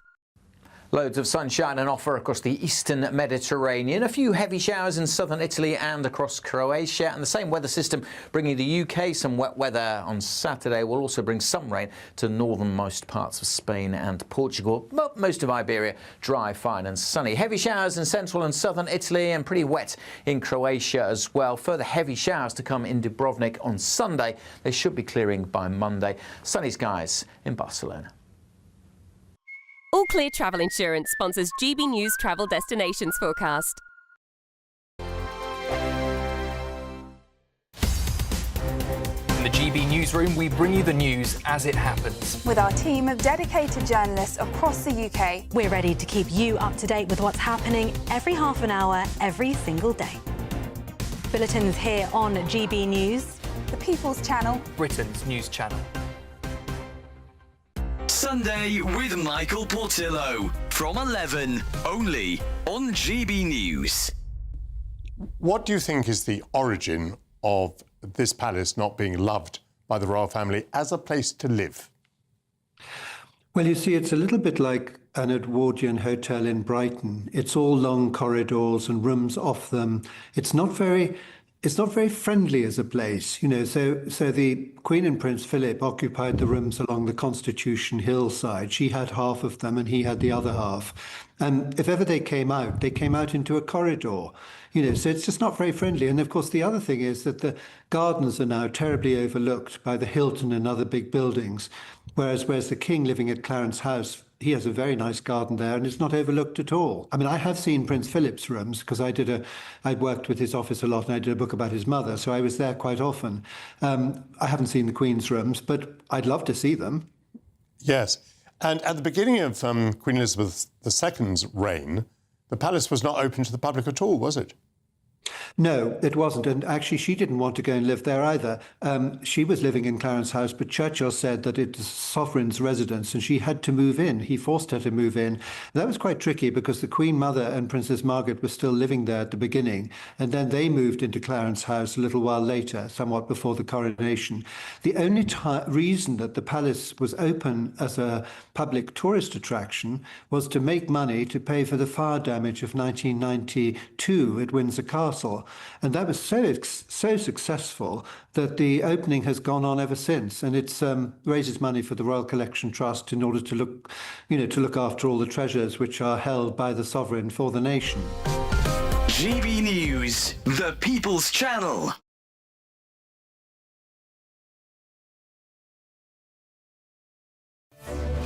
Miriam, you can't be serious. Scrapping the triple lock on state pensions? Madness. Andrew, we just can't carry on pretending. The numbers just don't add up. We've got to be honest with people. We've got to face the facts. That's what people want. Well, that's what you get on GB News and on Britain's Newsroom. Lively debates, lively conversation. Britain deserves a newsroom that puts the facts and your voice first, and we're not afraid to hold power to account. And each other. So join me, Andrew Pearce. And me, Miriam Cates, for Britain's Newsroom, weekdays from 9:30 on GB News. The People's Channel, Britain's news channel.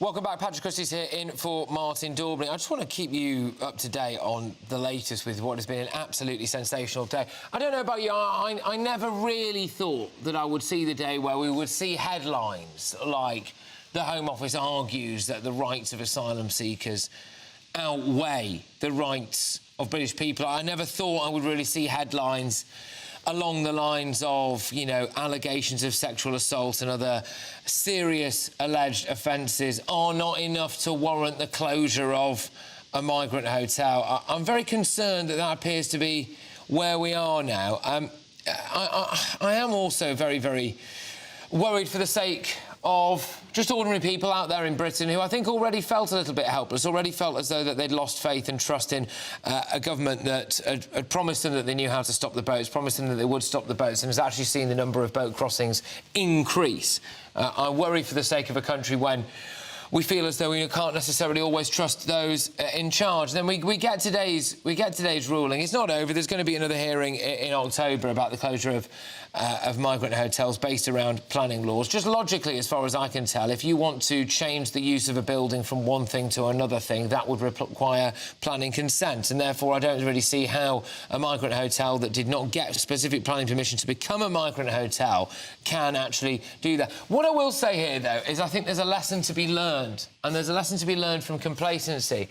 For far too long in this country, people were very, very complacent when it came to the opening of migrant hotels. I can remember, for example, used to live around the Maidenhead area, and the Holiday Inn there was taken over as a migrant hotel. There was another one in Datchet, and at the time, a lot of locals were saying to me, hey, it's all OK, these people need to live somewhere. And then what's happened? Well, in the subsequent couple of years, we've seen increases in crime, we've seen antisocial behaviour, we've seen schoolgirls, for example, feeling very, very scared to walk to and from school, and then the locals decide, actually, maybe this wasn't a particularly good idea after all. But then the point there is the problem has already happened, hasn't it? I'll give you a bit of political reaction to what we've seen today. Nigel Farage, the government has used the ECHR against their own people.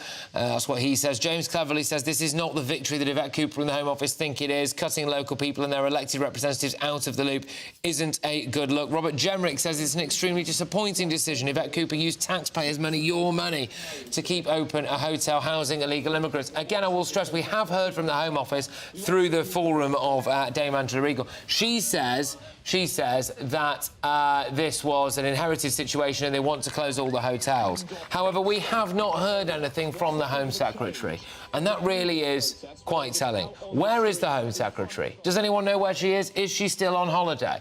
Because it's a bad look. It's a very, very bad look, all of this. When we come back, I'm going to be talking to a couple of local councillors. We're going to take you back to the Bell Hotel in Epping, where it would appear that we are going to have some more protests this evening. We might take you back to the court as well. It was a very, very stark day, I think, for the future of Britain. We'll keep you posted.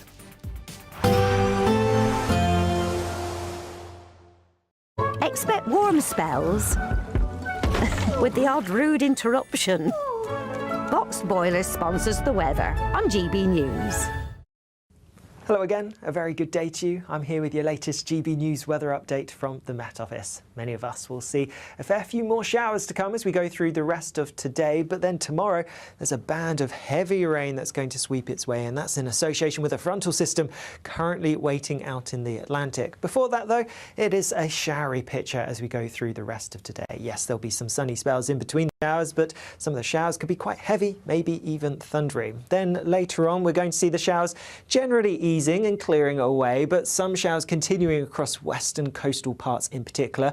Other places, more central eastern areas, turning largely dry, some clear skies, but towns and cities not seeing temperatures dropping too low, most places holding up in double figures. So a fine start to the day tomorrow, not an especially fresh one either. But not everywhere is going to get off to a fine start. Still some showers across western parts of Scotland continuing through the night and into the morning. Further east, a drier, brighter picture here. Across much of Northern Ireland starting to turn cloudier before that rain pushes its way in later on. And then across much of England and Wales, yes, a few showers for western areas, central and eastern parts getting the day off to a bright, often sunny start. Then as we go through the day, the big talking point is a band of rain that's sweeping its way in from the west. It's going to gradually make its way in, and the rain is going to be pretty heavy on it. And with the heavy rain, watch out as there could be some strong winds. We're talking coastal gales in places, particularly towards the west and southwest. Obviously, under the wind and rain, it's going to feel pretty unpleasant at times. Further east, temperatures still just about getting into the low 20s, but later on, that wet and windy weather is going to push through, so a wet end to the day across many eastern parts tomorrow, turning drier, brighter towards the west. The unsettled theme continues through the rest of the weekend and into the beginning of next week, with some showers or longer spells of rain for many of us. Bye-bye. Expect warm spells with the odd rude interruption. Boxed Boilers sponsors the weather on GB News.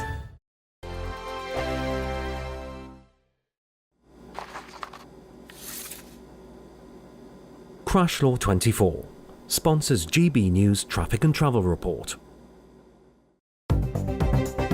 Good afternoon, this is the latest AI travel news from GBNews.com. Currently, the M80 southbound is delayed at junction 6 Old Inns due to a broken down vehicle. In Kirklees, the M62 eastbound is congested between junctions 24 and 26. Additionally, the M6 northbound at junction 8 faces severe delays up to 1.5 hours due to a broken vehicle closing 2 lanes. The M5 northbound deals with a collision between junctions 17 and 16. And on the trains, East Midlands Railway reports delays between Loughborough and Leicester, and Great Western Railway indicates disruptions between Newbury and Reading. For more travel news, go to gbnews.com. Crash Law 24 sponsors GB News Traffic and Travel Report. 5 hosts, 5 opinions, 5 fearless debates, 5 unfiltered takes on the day's news. 5 reasons not to be anywhere else on Saturday night. This is the Saturday 5. You got me good there. Britain's biggest Saturday night TV show. It's not a bad brand. Yeah. Uncensored. Very, very, very easy tonight on the unpredictable. What does she say? Can you translate it for us? And always entertaining. How can a country go from being led by William Wallace Saturday nights from 6 p.m. only on GB News, the People's Channel. Britain's news channel. You're going to want to stay tuned, trust me. Welcome back to Britain's Newsroom with Andrew and Beth. Hello everyone, Patrick Christie is here. I'm Michelle Chu, Britain's news channel. Access the stories that matter to you. Take the GB News family with you on any device. And as long as you have an internet connection, tune in to GB News anywhere on the planet or beyond. GB News, the People's Channel, Britain's news channel. You want to know what's really going on in the corridors of power? Labour don't know what to do with you half the time, and that makes you quite lethal in the chamber. Get behind the headlines with Chopper's Political Podcast. Join me, Christopher Hope, as I sit down with the great and the good of British politics. We'll see where this ruling takes us. These are the stories shaping our nation. Chopper's Political Podcast, available now on all platforms. Listen in and stay ahead. Join me, Nana Akweer, for an informative, interactive news programme with a difference. It's fun. No, he didn't say that, Dave.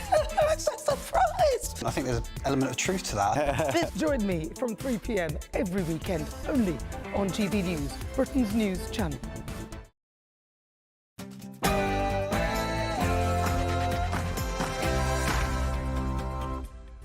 Well, good afternoon. I think we're probably on the cusp of evening, actually. It is 5 p.m. Welcome to the Martin Daubney Show with me, Patrick Christie's filling in for the big man, and frankly, what a way to do it.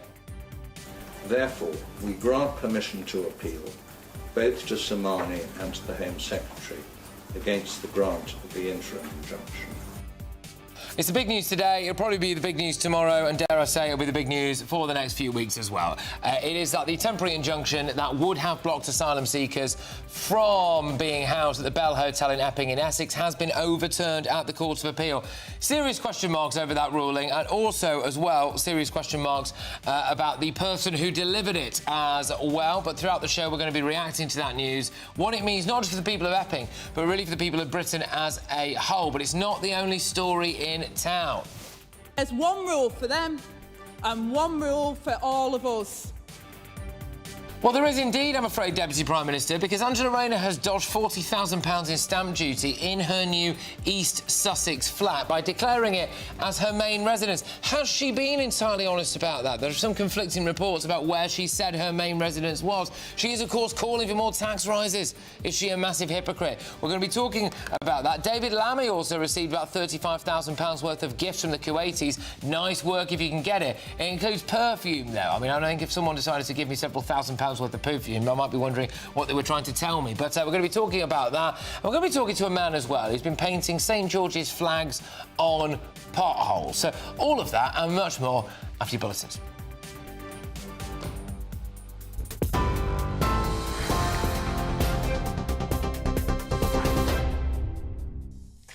Good afternoon. The top story is a temporary injunction that was set to block asylum seekers from being housed at an Essex hotel has been overturned at the Court of Appeal. Samani Hotels, which owns the Bell Hotel in Epping, and the Home Office challenged a High Court ruling that would have stopped 138 asylum seekers from being housed there beyond the 12th of September. In a ruling last week, Mr Justice Eyre granted Epping Forest District Council an interim injunction after the authority claimed that Samani Hotels had breached planning rules by using the Bell as accommodation for asylum seekers. After a hearing yesterday, 3 Court of Appeal judges ruled in favour of Samani Hotels and the Home Office today, stating that Mr Justice Eyre's ruling was seriously flawed in principle. The ruling will come as a relief to the Home Office, which had been braced for further legal challenges from other councils over the use of hotels in their area. Kemi Badenoch claims that Keir Starmer puts the rights of illegal immigrants above the rights of British people who just want to feel safe in their towns and communities. Reform UK leader Nigel Farage says the government has used the ECHR against the people of Epping. Illegal migrants, he says, have more rights than the British people under Starmer.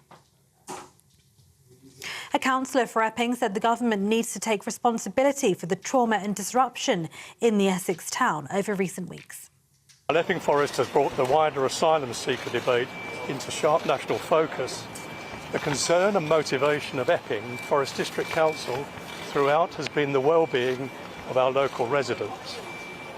Where we had clarity and resolution, we now have doubt and confusion. However, this is not the end of the matter. While the Court of Appeal has lifted the temporary injunction, the case for the final junction is still to be heard. Our battle on behalf of our residents will continue.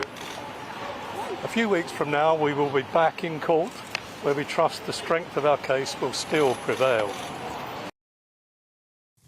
Shadow Home Secretary Chris Philp says it shows the current government has lost control of the country's borders.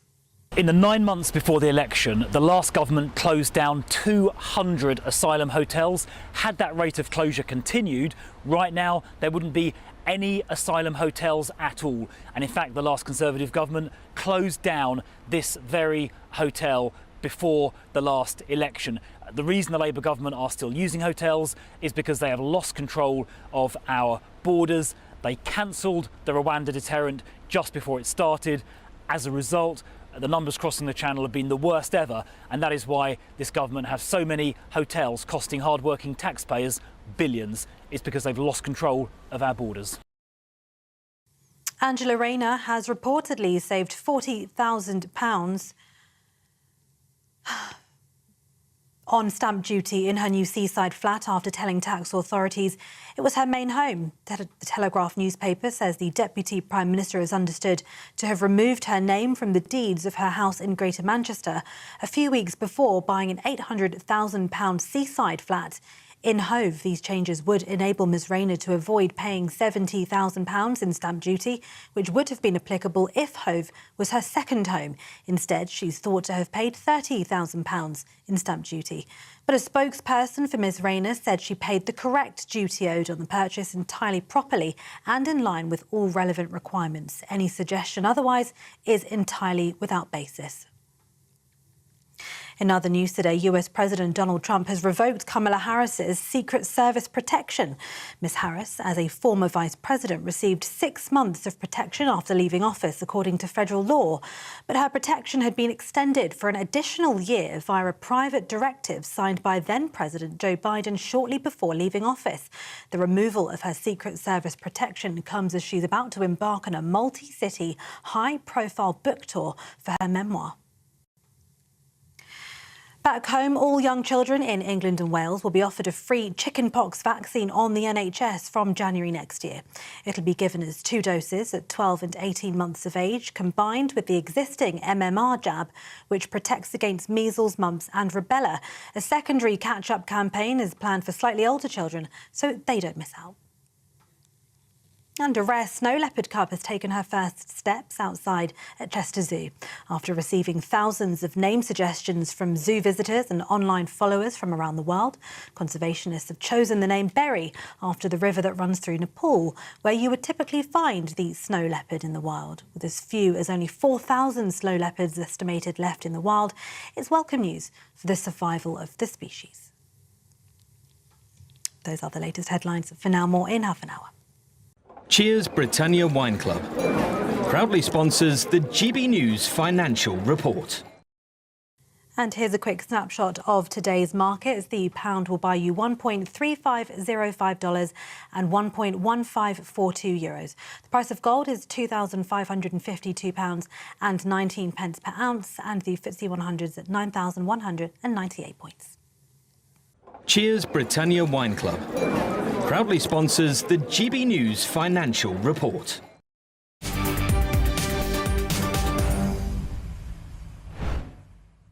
Welcome on. Patrick Christie's in for Martin Daubney. Huge story in town today, and that is the temporary injunction that would have blocked asylum seekers from being housed at the Bell Hotel in Epping, Essex, has been overturned by the Court of Appeal. Well, over the course of the last hour, we, of course, spoke to a few left-wing voices who decided to try to kind of reset things a little bit this hour with Chris Whitbread, who's Conservative leader of Epping Council. Chris, thank you very, very much. So, your reaction to this verdict today, or this ruling, I should say, today? Completely disappointed for my residents. It's dreadful. There we were last week. We really thought we'd made some progress, thought we were going in the right direction. To have it overturned by the Home Office is just woeful, isn't it, really? I mean... Yeah, I mean, one of the main legal arguments against you in this case was that you did have several years of it being a migrant hotel and you didn't complain about it at the time, and you didn't seem to raise the issue that, that there was an issue with the planning application in there. Do you think you made a mistake there? No, I think some of it's disingenuous, what's been said. Is actually we did complain about it at the time. We took it up with the then Conservative government and we made them aware that we thought this was completely inappropriate. We've taken it up with this government to let them know we think it's totally inappropriate. The Home Office last time, and it was closed down after a period of time. Actually, we talked about the planning process. There was a planning application in when the hotel was closed down. For us to determine. It wasn't determined because the hotel closed from that point of view. This time, when I've spoken to the Home Office, they've just not listened. And they think it's OK to say that hotel can stay open until the end of this Parliament. Well, that's 4 years away. That's not fair on my residents. Can you explain to me, then, your interactions with this government, so this version of the Home Office? Because... actually, Yvette Cooper, by the way, is essentially missing. I'm going to see her face on the side of milk cartons at some point soon. If anyone's seen Yvette, could you just let us know that she's all right? She hasn't said anything about this. It's an absolutely monumental ruling, this. It's got huge ramifications for the country, could have huge ramifications for civil unrest as well going forward, given the nature of things that we've seen in the past. But yet Yvette is nowhere to be seen. Remarkable stuff. But can you just explain what your interactions with the Home Office have been throughout this process, please? So when the first incident happened recently, we spoke to the Home Office. I spoke to a Home Office official with officers present. The conversation didn't go well. I was told I was being too political at the time by the Home Office official and wouldn't continue the conversation. All I asked was that they would listen to our arguments and close the hotel, which I think is fully reasonable. We've written to the Home Secretary. I've written to the Home Secretary with the leader of Essex County Council, the Police and Crime Commissioner, the 2 local MPs. Nothing. the responses back have been just the standard line of, we will close all the hotels by the end of this Parliament. And as I said, 4 years, that's too long. OK. So will you be going down, do you think, to some of the protests that are scheduled this evening? Well, I won't be attending protests this evening. I've personally got on with doing my job, which is to actually follow the democratic route of trying to deal with this. I'm all for the protesters when they protest peacefully. I have to say to you, there have been some people there who are not there for necessary peaceful purposes, and that's a shame. But most people have really protested peacefully.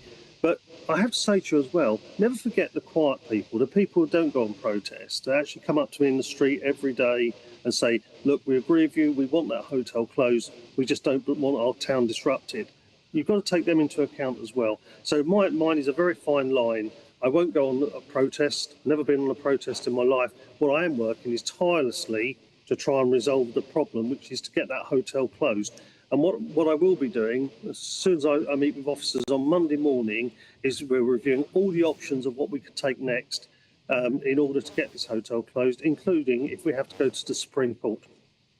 Well, yes. Well, there's going to be another hearing, I believe, in October. And just as I understand it, then, if I lived in your area in Epping, and I had a property, and I wanted to suddenly turn that property from a residential property into, like, say, a migrant hotel, I'm assuming I would have to get planning permission for that. So what I can't understand is how there's even a debate about whether or not a hotel that was planned as a hotel, had planning permission, can turn itself into a migrant hotel or migrant accommodation without receiving new planning application. I just can't see how that can be. I said in the last hour, I used to have to, as a young reporter, sit in on some planning meetings. I've seen things like, a woman living in rural Cumbria who wanted to put double glazing in her house and was not allowed to do it because of some archaic planning law. I've seen all sorts of these decisions. So how can it be that a hotel can suddenly start housing illegal immigrants and that you don't need a planning law update to that? Yeah, no, I completely agree. And if you think about it originally, it was during the pandemic, and it was women and children on the whole in that hotel. So that was a different set of circumstances. Now it's single males who we don't know where they come from, we don't know their background. That's a completely different set of circumstances again. OK, all right. Well, Chris, thank you very much. Chris Whitbread, there is the Conservative leader at the Epping Council. Yeah, a few things from that. They're obviously going to fight on, as it were. And indeed, that is the message from Kemi Badenoch, the Conservative Party leader. She is saying she's urging all the... thanks, Chris. She's urging all the people of Conservative councils to continue the legal fight. Just want to read something out to you quickly before I go to the hotel, because Jack Carson's at the hotel for us. This is from Robert Jemrick. He says this is an extremely disappointing decision. Yvette Cooper used taxpayers' money, your money, to keep open a hotel housing illegal immigrants. The government's lawyers argued accommodating illegal migrants was in the national interest. In court, they said the rights of illegal migrants to free hotels is more important than the rights of British people. He says, well, they are not. The British government should always put the interests of the British people first. For their part, by the way, Angela Eagle, who is essentially representing the Home Office on this, says that they inherited a mess and they do want to shut all these hotels. Let's go to the Bell Hotel now. Jack Carson's with us. He's our national reporter. Jack, I'm keen to see what's changed there. Has it got a little bit busier? What are we expecting going into the evening at the Bell Hotel, Jack? Well, there have been some people gathering. If I just step out the way, let's paint a bit of a picture for you, Patrick, of what's currently going on. You see a couple of members of the public who are engaging in a little bit of a protest here, one with the Union flag, one with the St George's flag. They're currently engaging, as you can see, with some of the police liaison officers. These, of course, will be key over the next few hours or so if numbers here do start to increase, to ensure that this can remain a peaceful protest. There is a small police presence, members of the Essex Police here. There's a police van over there.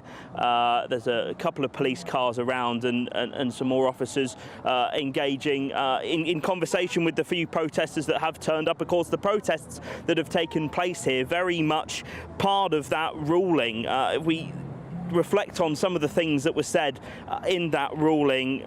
They said that while we accept the judge was right to exercise considerable caution before attaching weight to the fact of the protests, including unlawful protests outside the hotel, he nonetheless, in their view, gave weight in his evaluation to the fact that protests were occurring and weighed them in the balance as a factor in granting the injunction. That, they said, was a worrying aspect of the judgment. And in their comments as well, in their summary handing down that ruling, they said that if an outbreak of protests enhances the case for a planning injunction, this runs the risk of acting as an impetus or incentive for further protests, some of which may be disorderly, around asylum accommodation. And they weren't just talking about protests possibly here, but around the country as well. And we have seen protests here. We're seeing a small version of that again today, and it's been sparked in the last few weeks around the country and will continue, I'm sure,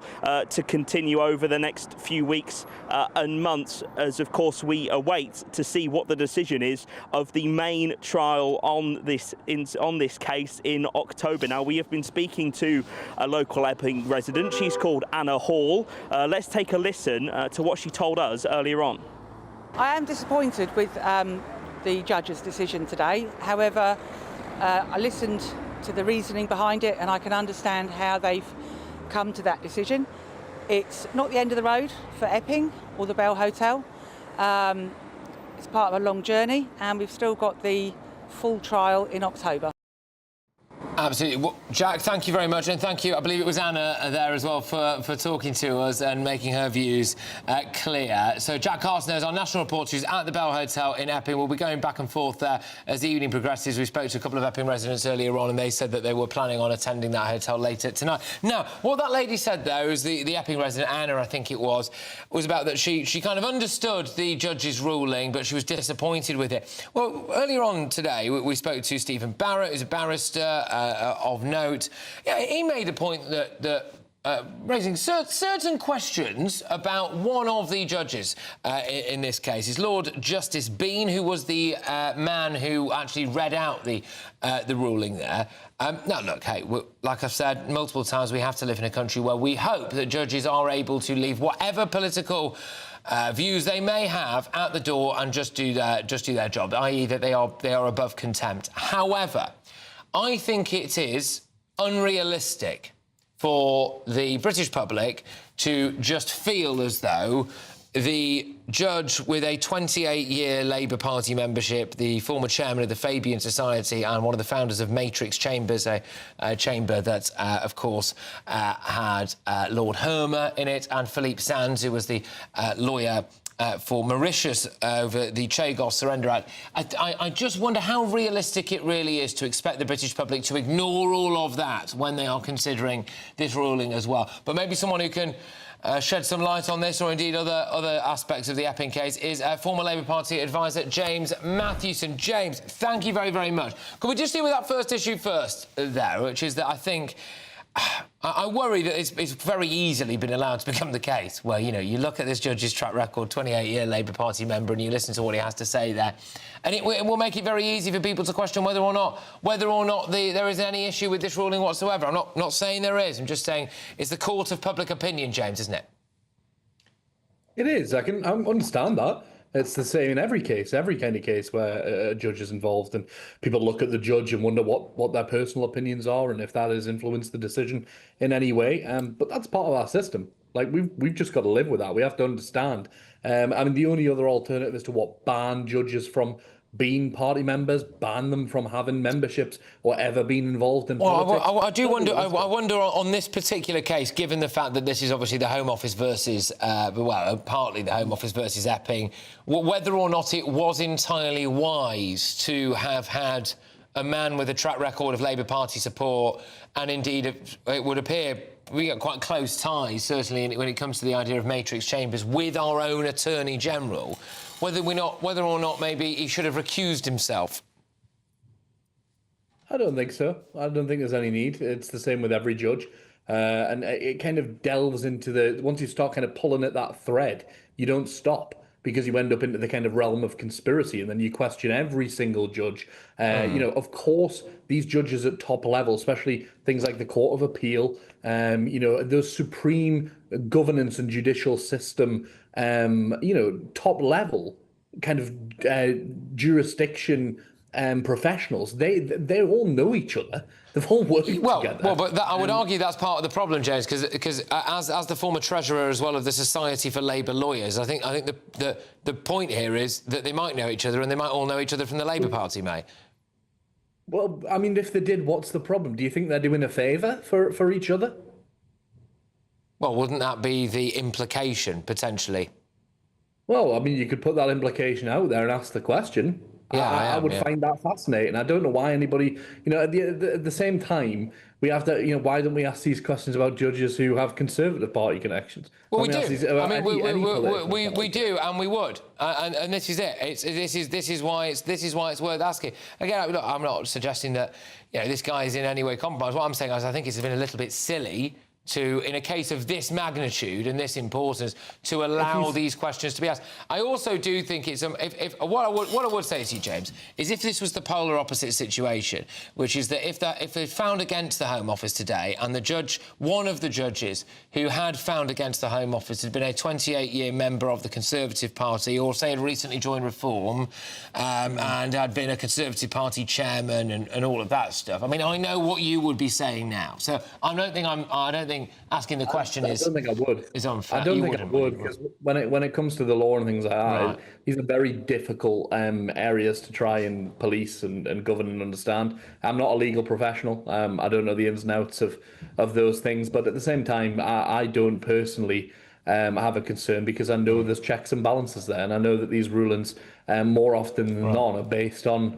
evidence. I mean, as we've heard there, you heard a resident of Epping say that she can understand the reason behind the Court of Appeal's decision. Just on that, final question for you, James. So where is Yvette Cooper? Do you have any idea where she is?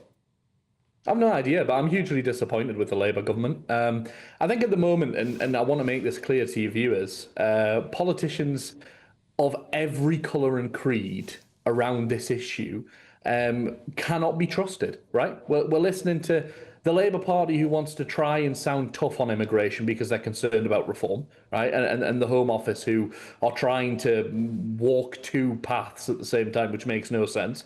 Then you've got the Conservative Party, who were in power for this whole time, right? And who, through their cutting of public services, have allowed the very housing that local residents are bothered about not existing, all of these things to happen. Then you've got Nigel Farage, who desperately wants to be Prime Minister in the Reform Party, who are making absolute political capital out of this, regardless of what you think. Every single politician in our country is talking about this, is engaging with this, and is wanting to try and use this issue to try and further their own political careers. I would tell your viewers, please listen to the facts, research the evidence, challenge everything you hear. It's important. We can't just say, I hear so many people say, oh, well, I saw a video of a migrant attacking children. You can't just see videos and think, why? You've got to ask yourself, why am I seeing this? Who made it? Who is behind it? All of these things. Okay, I'm going to stop you there, because I'll tell you what I think. I think, why is that migrant attacking children? And that's what I think the vast you don't majority even know that's a real video if you see a video like that. One in 100 people in migrant hotels have been wanted for or convicted of a crime. That is an investigation based singularly on court records. There's a story that came out yesterday as well, which is about the Home Office now paying for illegal migrants to be able to have balloon animal lessons at one of the hotels. Why are we paying for this stuff? Yeah, but you choose not to believe it. See, this is the problem. When there are facts that come out that you don't believe, the bloke who's just come across the channel is a member of the Houthis, for example. You probably don't believe that either. He's at RAF Wethersfield. All of these things. You probably don't believe that the rate of sexual assault amongst the Afghan community is 20 times higher than the Brits. This is the problem for people on the left. You don't believe it when you're actually confronted by facts that don't suit your narrative. And that's how we've ended up in the mess here. That is how we've ended up in the mess. Do you dispute anything? Do you dispute any of the facts that I've just said there? At the same time, Patrick, I think it's disingenuous when certain people are focusing on these things. That's my issue with this, right? That could be, all of those things could be true, right? Yeah, the problem is, why are we hyper-focused on it? Because it's an absolute Mickey take, mate, and we're all paying for it. I'm sick of it. The same people who are talking to us about these things on repeat are the same people who are at the core of these problems existing. Okay. Why the Home Office has a backlog in the first place. Why austerity stripped these communities of every public service so that nothing works. They're the questions that we need to ask. OK, all right, James, thank you very much. I do always enjoy our back and forth. James Matthewson, their former Labour Party advisor. Right, when we come back, we are going to be speaking to an Epping mum on this huge news that, of course, that temporary injunction that would have blocked that hotel has now been overturned. Can't wait to hear from her. Stay tuned. At GB News, we love to hear from you, our loyal community. So drop us a line at gbnews.com/yoursay. There you can talk to each other and also to the presenters live on air. gbnews.com/yoursay, because GB News is your channel, Britain's news channel. Hi, I'm Michelle Dewberry, and my show is your opportunity to cut through all the noise and dive in headfirst to some robust debates. Ideas clash. Situation, isn't it? No, because the failure is you're deliberately avoiding my point. Nothing's held back. And if you think this is the end of it, wait for more. And we do not shy away from the difficult stuff. Sometimes I want to shake people and say, if only you understood. So join me on Jubes and Co weeknights at 6 p.m. only on GB News, Britain's news channel. Join me, Nana Akwe, for an informative, interactive news programme with a difference. It's fun. No, he didn't say that, though. I'm so surprised. I think there's an element of truth to that. Join me from 3 p.m. every weekend, only on GB News, Britain's news channel. Westminster's full of talk, but out here, it's the real world. Am I allowed to talk now? No, that's it. This is where it matters, real people and real lives. That's what politics is all about. In fact, has Trump made a good start? No. Straight answers, no spin, and just a couple of pints. How many fingers have I got up? About 10. So join me for Lee Anderson's Real World every Friday at 7 p.m. only on GB News. The People's Channel, Britain's news channel.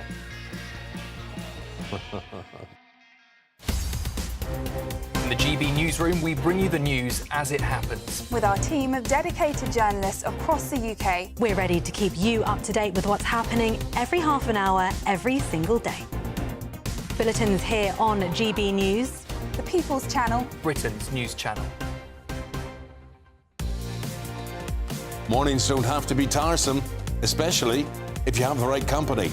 Wake up to news as it happens, opinion and debate, and of course, a little bit of entertainment too. Because when the kettle's on, we're on. That's Breakfast on GB News, a show worth waking up for. Every morning from 6 a.m. Only on the People's Channel, Britain's news channel. We'll spread the news, you spread the word.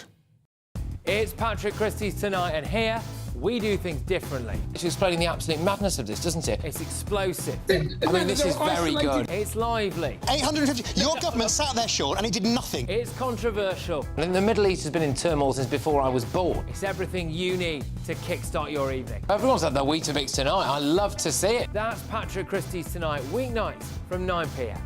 Only on GB News, the People's Channel, Britain's news channel.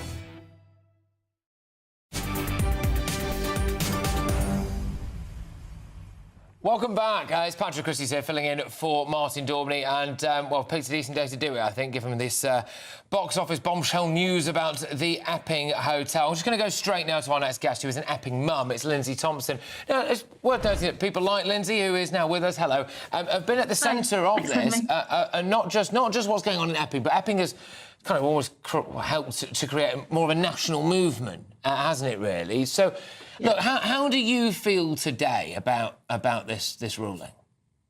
I think I'm gutted listening to what a mess up that Epping Council basically made of this. They had plenty of opportunity to shut this down in the past, and they didn't.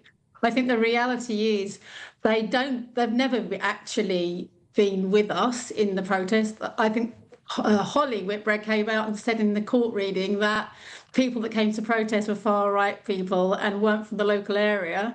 We had 200 council tax bills last night from the people that were there. This is very much for us a local issue. Listening to that gentleman before you saying, well, you must watch videos online and believe they're true. Ridiculous. You want to try experiencing those things with a 17-year-old just literally paces away from that school. And last night we took the police to the alleyway in a very rural area. There's only one way to walk into the school, which is through a very, forest-covered alleyway. And that's where they are sitting. And I asked the police, what do you do to protect the children going back to school next week? And he said, from what? I said, from men sitting all day watching our children. And he said, it's not illegal to watch. Oh, my gosh. It's not illegal to watch. And I said, well, hang on. In June, we were warned by the school that there were men approaching our girls in the high street and that they should be vigilant. And then within that month, there was an alleged attack. So they knew it was coming, and it did happen, and it has happened. And still, the government is saying that the needs of the migrants is greater than the needs of the local people. So I'm going to say, sorry, I'm going to have to go back to that. I am going to explode in a minute. I can't help but... that's how we feel. Who do we explode to? There's no one listening. You spoke to a police officer and you said that there is a school near this particular hotel, the Bell Hotel in Epping, 500 yards. 500 yards away, great, good planning, and that there's one way in and out of that school and that illegal migrants have been watching children. And a police officer said that they didn't know what you thought the children needed protecting from and that it's not illegal to sit and watch kids. He was the police liaison officer and he said that, what do you expect us to do? I thought, I don't know, maybe cut the trees down, put some lights up, I don't know. Or put a camera up, or maybe, like the fact that right outside this hotel right now, because we've just been there with Jack Carson, there's like 10 or 15 police officers. Maybe, here we are, there's radical thought here, Lindsay, you could move one of them to near the school. 100%, and this is what we get so frustrated in Epping, because we see migrants being protected going into town, and where's the protection for our girls? So when there was an alleged sexual assault on the high street, I said to my 17-year-old girl, be really careful, something's happened. And she said, I bet it was either in the alleyway, or if it wasn't in the alleyway, it was outside Domino's, because that's where they sit and watch us come home in our school uniform. And I was like, bingo, you're right. It was actually outside Domino's in broad daylight, which is in the middle of the high street. So as a parent, if the police don't help us, keep us safe, how do we keep our children safe? There's people going to school from this next week, going to senior school for the first time on their own. There's children going to senior school for the first time because they've been in primary school. How? My dad, 82, has said, I'll take your 17-year-old girl to school every day because I work full time. And it's like, is that what we've come to? That we can't keep our children safe coming home from school? This is not, coming home from a nightclub. This is coming home from school in broad daylight. And I'm very aware the nights are drawing in. And 138 men live there, literally there. They've cut down the grass behind the hotel. We walked over there last night. There's loads of social media of us traipsing across the grass. So it's much easier now for the men to walk to the school from the back of the hotel straight to the alleyway and to the school. Okay. What do we do? Yeah. I just feel so annoyed by all of this. And, it's just gaslighting. The whole country is being gaslit. When people say, there's extreme propaganda coming in from the left and coming from the right, this is not propaganda. This is a really sad situation to be in, where I have to have conversations with a 17-year-old girl that walks to the gym across the road from the hotel going, you can't go out in your gym clothes.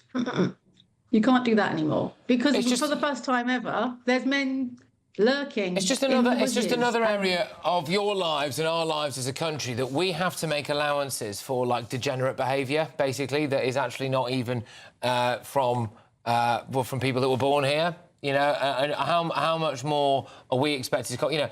at what point are you going to get a knock on the door, or it's going to go around from the local police going, OK, I'll tell you what will keep you really safe is don't let your kids out at all. Or I'll tell you what will keep you really safe is that if women don't go to nightclubs anymore. Do you see where I'm going? Like these different our bits. safety precautions, like, you know, our local government basically said we're far-right fascism, we're just coming in to ruin the town, we're not listening to them. So the local government who we tried to appeal to didn't protect us. The local liaison officers basically said it's not really our responsibility. So don't know what you want to do. And the end people said we don't matter. So well, where do we go now? crucially, Where do she's we not go said a now lot. to try and get protection for our children. We don't actually know where Yvette Cooper is. I mean, this is great, isn't it? We don't know where she is. I mean, last night she was apparently seen interrailing across Europe with Ed Balls. I mean, gosh, anything to. I think I'd rather come back and front up to this than be trapped in a train with Ed Balls. The only thing that's left for us to do, I think, the only realistic thing we can do now is we're meeting tonight to talk about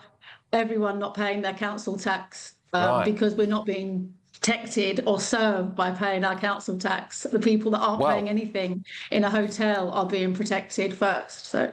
Well, there you go. That's obviously very much a matter for you. But Lindsay, look, thank you anyway, and I do hope to talk to you soon. Stay safe. All right, Lindsay Thompson there, who is an Epping mum. Right, OK. You know what else is a big story? This. There's one rule for them and one rule for all of us. I couldn't have said it better myself. Deputy Prime Minister Angela Rayner has dodged £40,000 in stamp duty in a new East Sussex flat. She declared it a main residence. There's some confusion over this. She has, of course, called for more tax rises. Is she a massive hypocrite? I can tell you what, David Lammy did very well for himself in Q8. Oh, it looks like he accepted something like £35,000 of gifts. Have you ever seen a haul like that before? Hello again, a very good day to you. I'm here with your latest GB News weather update from the Met Office. Many of us will see a fair few more showers to come as we go through the rest of today, but then tomorrow there's a band of heavy rain that's going to sweep its way in. That's in association with a frontal system currently waiting out in the Atlantic. Before that though, it is a showery picture as we go through the rest of today. Yes, there'll be some sunny spells in between the showers, but some of the showers could be quite heavy, maybe even thundery. Then later on we're going to see the showers generally easing and clearing away, but some showers continuing across western coastal parts in particular. Other places, more central eastern areas, turning largely dry, some clear skies, but towns and cities not seeing temperatures dropping too low, most places holding up in double figures. So a fine start to the day tomorrow, not an especially fresh one either. But not everywhere is going to get off to a fine start. Still some showers across western parts of Scotland continuing through the night and into the morning. Further east, a drier, brighter picture here. Across much of Northern Ireland starting to turn cloudier before that rain pushes its way in later on. And then across much of England and Wales, yes, a few showers for western areas, central and eastern parts getting the day off to a bright, often sunny start. Then as we go through the day, the big talking point is a band of rain that's sweeping its way in from the west. It's going to gradually make its way in, and the rain is going to be pretty heavy on it. And with the heavy rain, watch out as there could be some strong winds. We're talking coastal gales in places, particularly towards the west and southwest. Obviously under the wind and rain, it's going to feel pretty unpleasant at times. Further east, temperatures still just about getting into the low 20s, but later on that wet and windy weather is going to push through, so a wet end to the day across many eastern parts tomorrow, turning drier, brighter towards the west. The unsettled theme continues through the rest of the weekend and into the beginning of next week, with some showers or longer spells of rain for many of us. Bye-bye. Westminster's full of talk, but out here, it's the real world. Am I allowed to talk then? No, that's it. This is where it matters, real people and real lives. That's what politics is all about. The fact that Trump made a good start, no. Straight answers, no spin, and just a couple of pints. How many fingers have I got up? About 10. So join me for Lee Anderson's Real World every Friday at 7 p.m. only on GB News. The People's Channel, Britain's news channel. You want to know what's really going on in the corridors of power? Labour don't know what to do with you half the time, and that makes you quite lethal in the chamber. Get behind the headlines with Chopper's Political Podcast. Join me, Christopher Hope, as I sit down with the great and the good of British politics. We'll see where this ruling takes us. These are the stories shaping our nation. Chopper's Political Podcast, available now on all platforms. Listen in and stay ahead.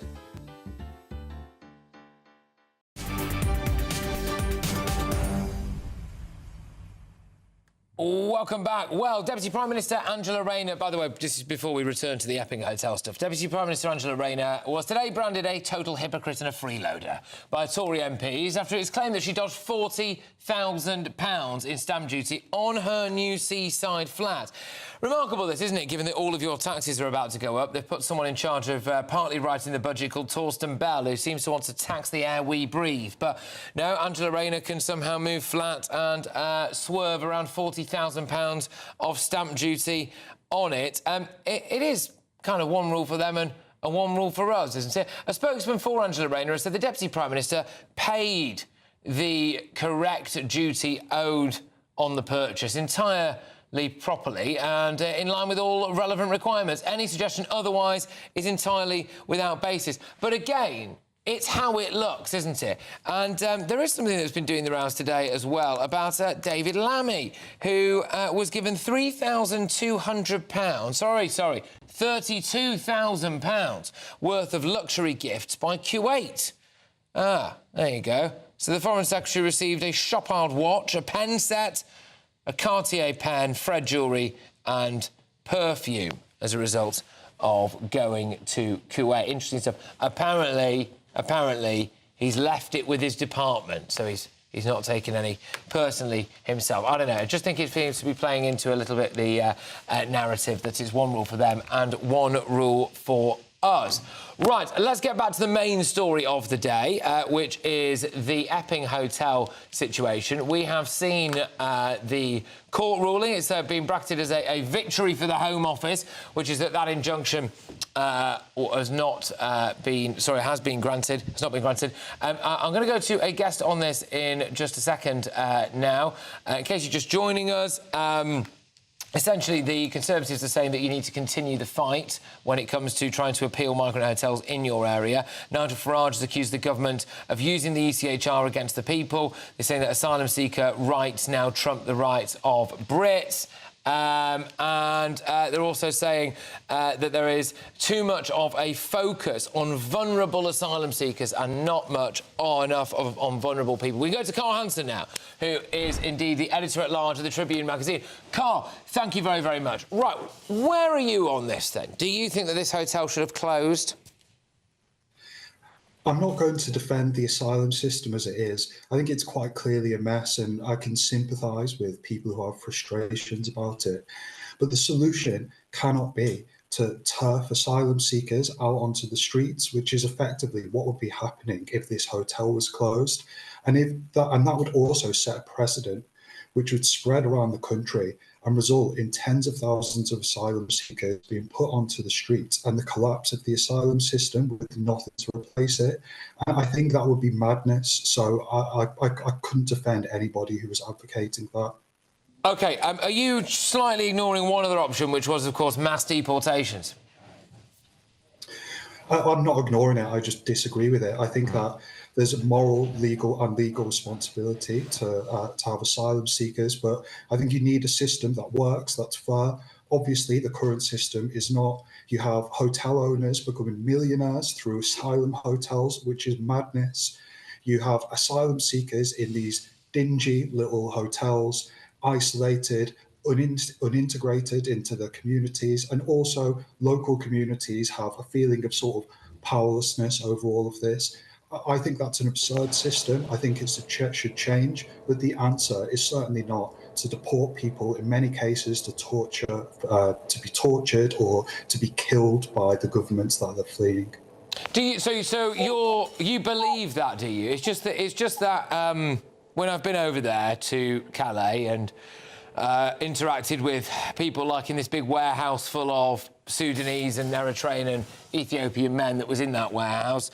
And when they were speaking to me, they were very open about why they wanted to come to Britain. They wanted to come to Britain because they get benefits and they might one day get a house. And if you go to Oxford, the local council might give you driving lessons. If you go to Croydon, they might give you DJ lessons. If you go somewhere else, you might balloon animal lessons, all of this stuff. I actually didn't really manage to speak to many people who were banging the drum for how awful their own country was. So you just believe that they'd all be persecuted and tortured back home, do you? Well, with respect, you're not an expert in assessing those claims. I just asked them. I'm sure there are people who are taking the mickey and want to come here just for a better life, basically economic migrants, and those people should be identified, and the asylum claims should be denied, and they should be returned home. If you didn't like the way Britain was going, against any and all asylum. If you didn't like the way Britain was going, OK, would you flee or would you stay and fight, do you think? I don't like the way Britain is going, but no, I wouldn't flee. But there's a difference between if Britain collapsed into a deadly civil war and I was at risk of being conscripted or I was at risk of being killed for my religion or my political beliefs, yeah, I would flee and I would seek asylum somewhere else. You can't collapse the distinction between fleeing maybe a deadly civil war with not liking. There's not a civil war in government. Pakistan, is there? There's not a civil war in Tanzania. I mean, this is the problem. At the moment, what we seem to be doing is saying that if your country is worse than ours, you can come here. And the net result of that is that Britain then becomes worse, isn't it?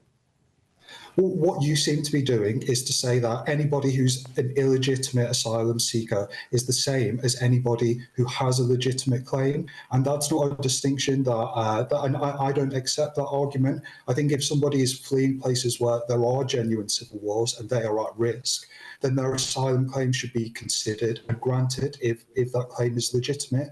But you can't say that everybody is in the same boat as somebody who's taken their chances because they want to emigrate from Pakistan and go and live in Cambridge. They're not the same thing. And I think we need to be honest with ourselves. You need to be honest to your viewers that there is a difference. I'm being deadly honest. I'd turn them all down. Yeah, I would. I think we've had more. I think we've had more than enough. I absolutely would. We've done our bit, and you know, if some people do feel incredibly strongly about the state of their own country, if possible, I would strongly suggest that they stay there and try to sort it out. My views and my priorities are on local people, many of whom now seem to say that they've had enough and they don't want to live with imported problems. My figures are my views on that are based just around data now, which is the level of crimes that we have available to us committed by people from different countries, and the rate of sexual assaults, for example, for people of Afghan descent, 20 times higher, and all of that. And I just feel like we've done our bit. But those are my views. You disagree with it? That's fair enough. And you know, more than happy to have that conversation. But it's Carl Hansen there, who's the editor at large at the Tribune magazine. Right. OK. Well, we've got a little bit more for you when we come back, but I think it's time for me to tell you about some of the weather. So there you go.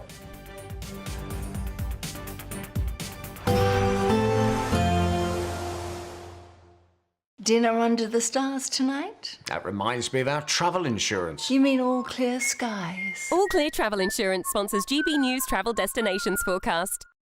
Loads of sunshine and offer across the eastern Mediterranean. A few heavy showers in southern Italy and across Croatia. And the same weather system bringing the UK some wet weather on Saturday will also bring some rain to northernmost parts of Spain and Portugal. But most of Iberia dry, fine and sunny. Heavy showers in central and southern Italy and pretty wet in Croatia as well. Further heavy showers to come in Dubrovnik on Sunday. They should be clearing by Monday. Sunny skies in Barcelona. All Clear Travel Insurance sponsors GB News travel destinations forecast. Miriam, you can't be serious. Scrapping the triple lock on state pensions? Madness. Andrew, we just can't carry on pretending. The numbers just don't add up. We've got to be honest with people. We've got to face the facts. That's what people want. Well, that's what you get on GB News and on Britain's Newsroom. Lively debates, lively conversation. Britain deserves a newsroom that puts the facts and your voice first, and we're not afraid to hold power to account. And each other. So join me, Andrew Pearce. And me, Miriam Gates, for Britain's Newsroom, weekdays from 9:30 on GB News. The People's Channel, Britain's News Channel. Sunday with Michael Portillo from 11, only on GB News. Pasquale, what makes a pizza Neapolitan? What is different about a pizza from Napoli, from Naples? It's soft. First of all, it's cooked in a traditional oven, which is mostly handmade with a particular kind of brick, cooked at a certain temperature. And it's cooked at like a very high temperature, cooks in 50 seconds. Wow. That gives that softness and moisture, which is normally like you don't have in the other kind of pizza, which are more crispier. Yeah. You have to eat it folded. It doesn't, yeah. You have to eat people think folded. Correctly, like that. yeah, perfect. What's this one I'm going to chomp into here? What's this one? That's one of our classic, one of the staple. After the margherita, it's the best-selling pizza. That's Caterina, Santa Caterina, salame and chili. It's one of the best-selling, one of our classics, one of our staple pizza. Gentlemen, it's absolutely marvellous. Does Angelo, does Naples claim to have invented the pizza? Was it invented in Napoli, do you think? There's a lot of question about it. I'm not sure, but definitely Neapolitans, it's what they made the stable as a food in worldwide, basically. Mm-hmm. I think they've managed to push it towards the simplicity of this food as a very popular food, and basically starts to be a food for the people. It was everybody were having pizzas, easy to make in a way, simple to eat. You can fold it, you can bring it with you. It's fantastic. And, yeah. GB News, the People's Channel. Join me, Nana Akwe, for an informative, interactive news programme with a difference. It's fun. No, he didn't say that, Dave. I'm so surprised. I think there's an element of truth to that. Join me from 3 p.m. every weekend, only on GB News, Britain's news channel.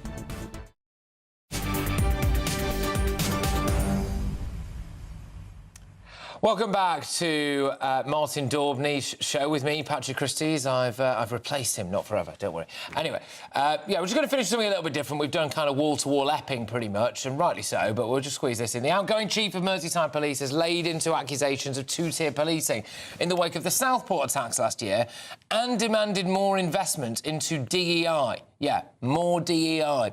We can now speak with former Chief Constable of Gloucestershire Police, Timothy Brain. Timothy, thank you very, very much. Just when you think people are going to get more tone deaf, eh? Sorry, what was that question? Just when you think people are going to get more tone deaf, or how do you feel about the idea of more DEI in policing?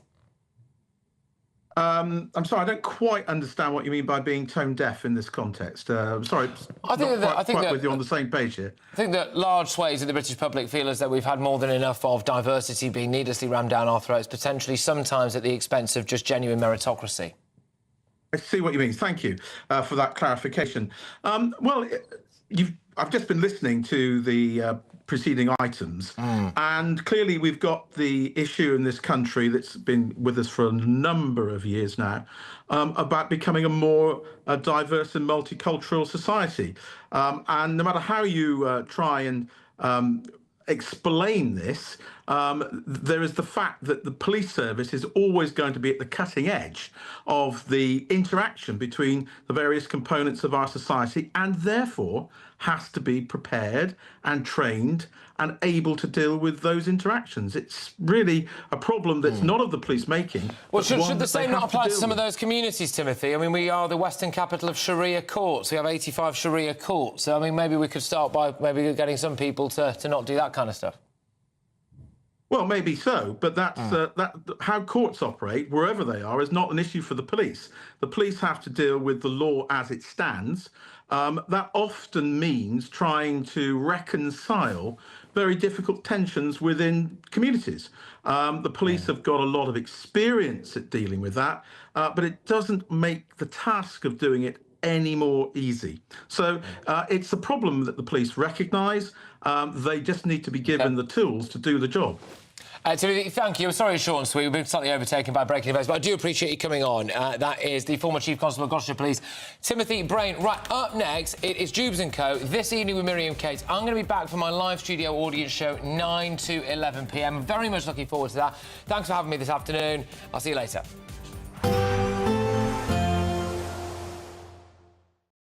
Today, clouds overhead.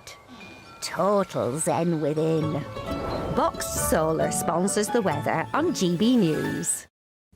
Hello again, a very good day to you. I'm here with your latest GB News weather update from the Met Office. Many of us will see a fair few more showers to come as we go through the rest of today, but then tomorrow there's a band of heavy rain that's going to sweep its way in. That's in association with a frontal system currently waiting out in the Atlantic. Before that though, it is a showery picture as we go through the rest of today. Yes, there'll be some sunny spells in between the showers, but some of the showers could be quite heavy, maybe even thundery. Then later on we're going to see the showers generally easing and clearing away, but some showers continuing across western coastal parts in particular.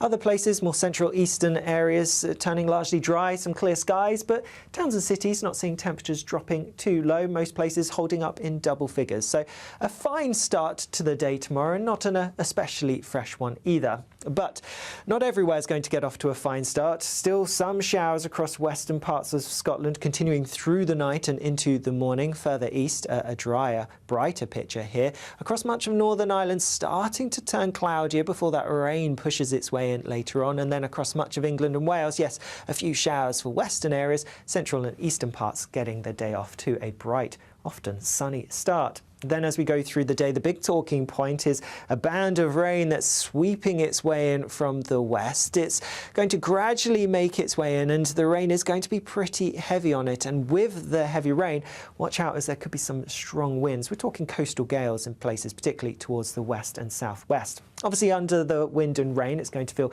pretty unpleasant at times. Further east, temperatures still just about getting into the low 20s, but later on that wet and windy weather is going to push through, so a wet end to the day across many eastern parts tomorrow, turning drier, brighter towards the west. The unsettled theme continues through the rest of the weekend and into the beginning of next week, with some showers or longer spells of rain for many of us. Bye-bye.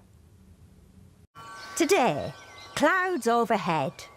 Total zen within. Box Solar sponsors the weather on GB News.